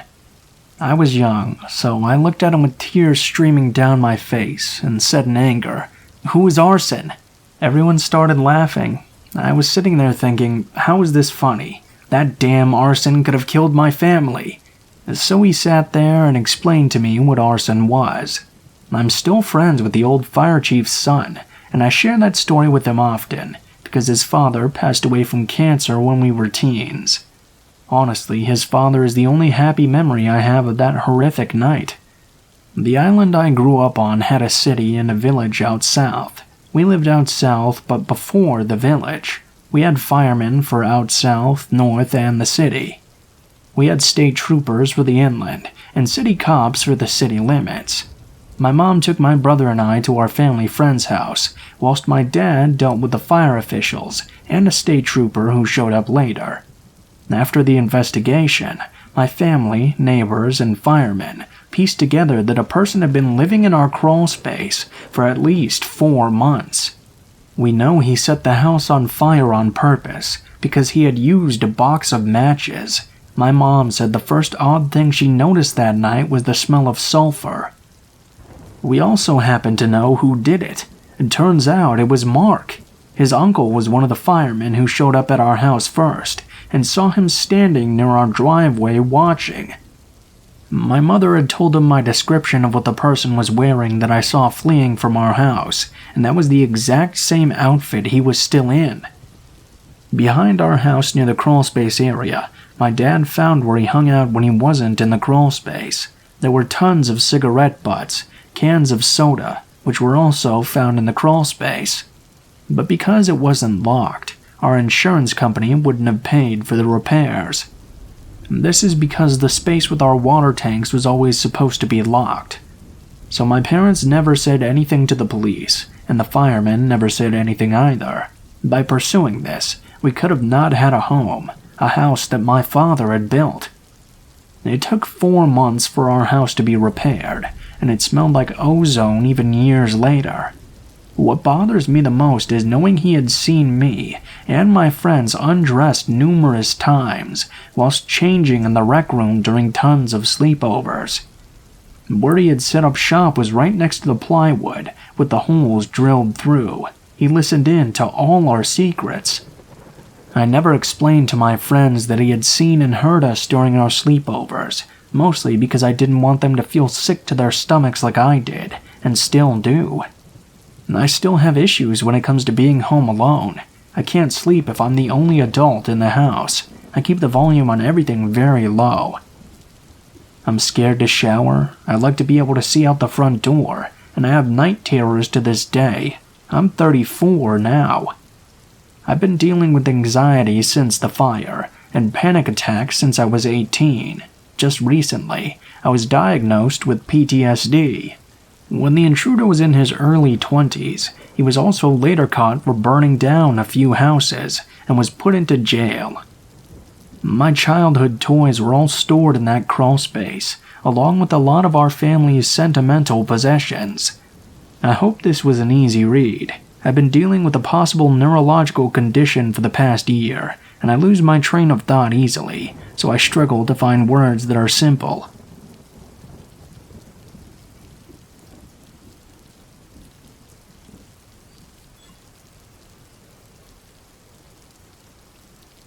When I was in 8th through 10th grade, I was extremely involved in a small Minecraft building server.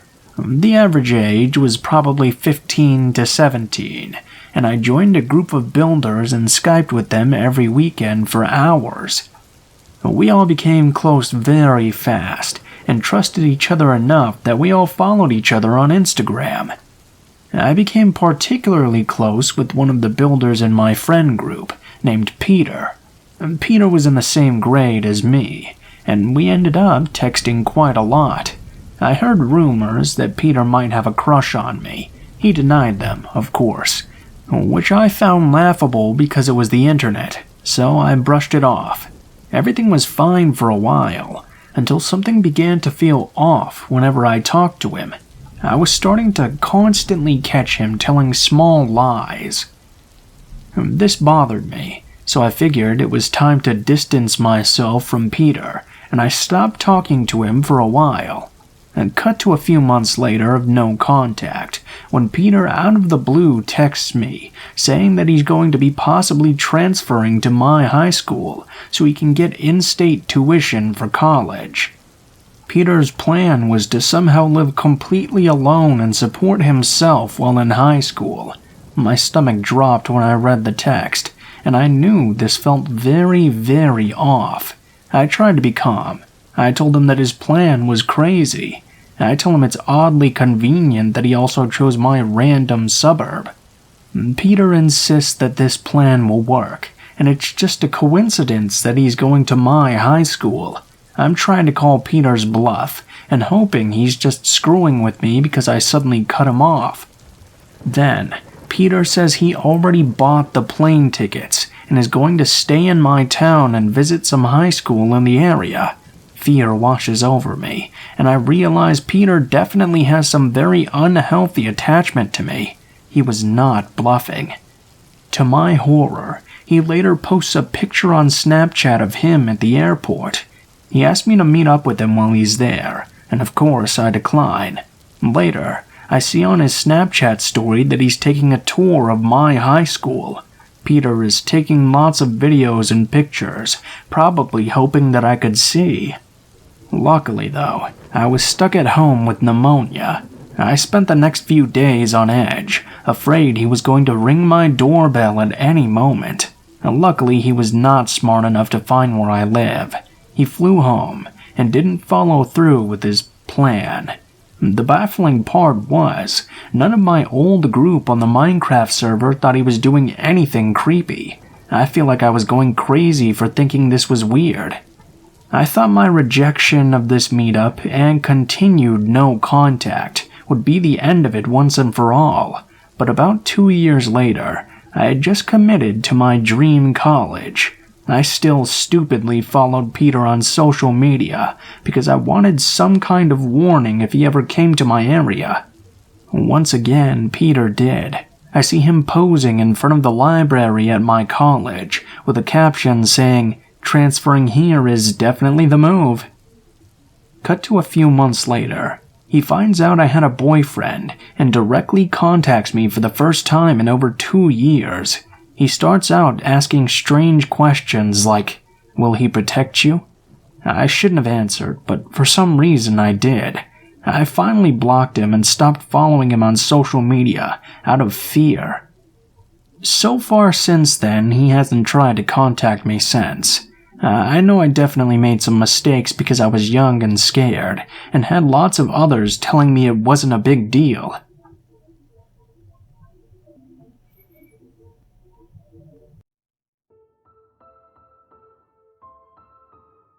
What is up, guys? Blue Spooky here as always.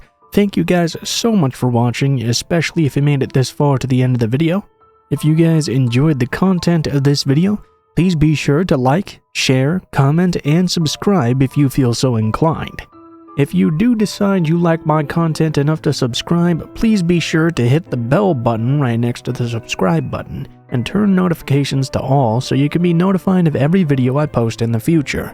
If you don't feel like doing that though, I post a video nearly every day, so you can just come back every now and then and check up on what you missed. If you guys have any criticisms on what I can do better or any feedback on the stories in the video, please be sure to leave them in the comments below, as I always enjoy reading all the comments and I try to give them hearts and respond when I can. If you guys would like to reach me for any reason, or you would like to send in a story to be read, you can go ahead and take a look in the description below the video. You'll find a link to all of my social media, including my Facebook, Gmail, and Twitter accounts. Go ahead and send me a message on any of those, and I'll try to get back to you as soon as possible. If you do decide to send in a story, please be sure to include in the tagline what the name of the story is if it has one, what type of story it is if it has a theme, and how you would like to be credited in the description of the video the story appears in. Last but not least, I also run 2 other channels, Mr. Blue Skies and Darkest Hour, where I do true crime videos and dark documentaries respectively. If that kind of content sounds interesting to you, why not go ahead and check it out and see if it is for you. Aside from that though, guys, I think that's pretty much it for now, so thank you guys so much for watching, and I hope you guys have a great day.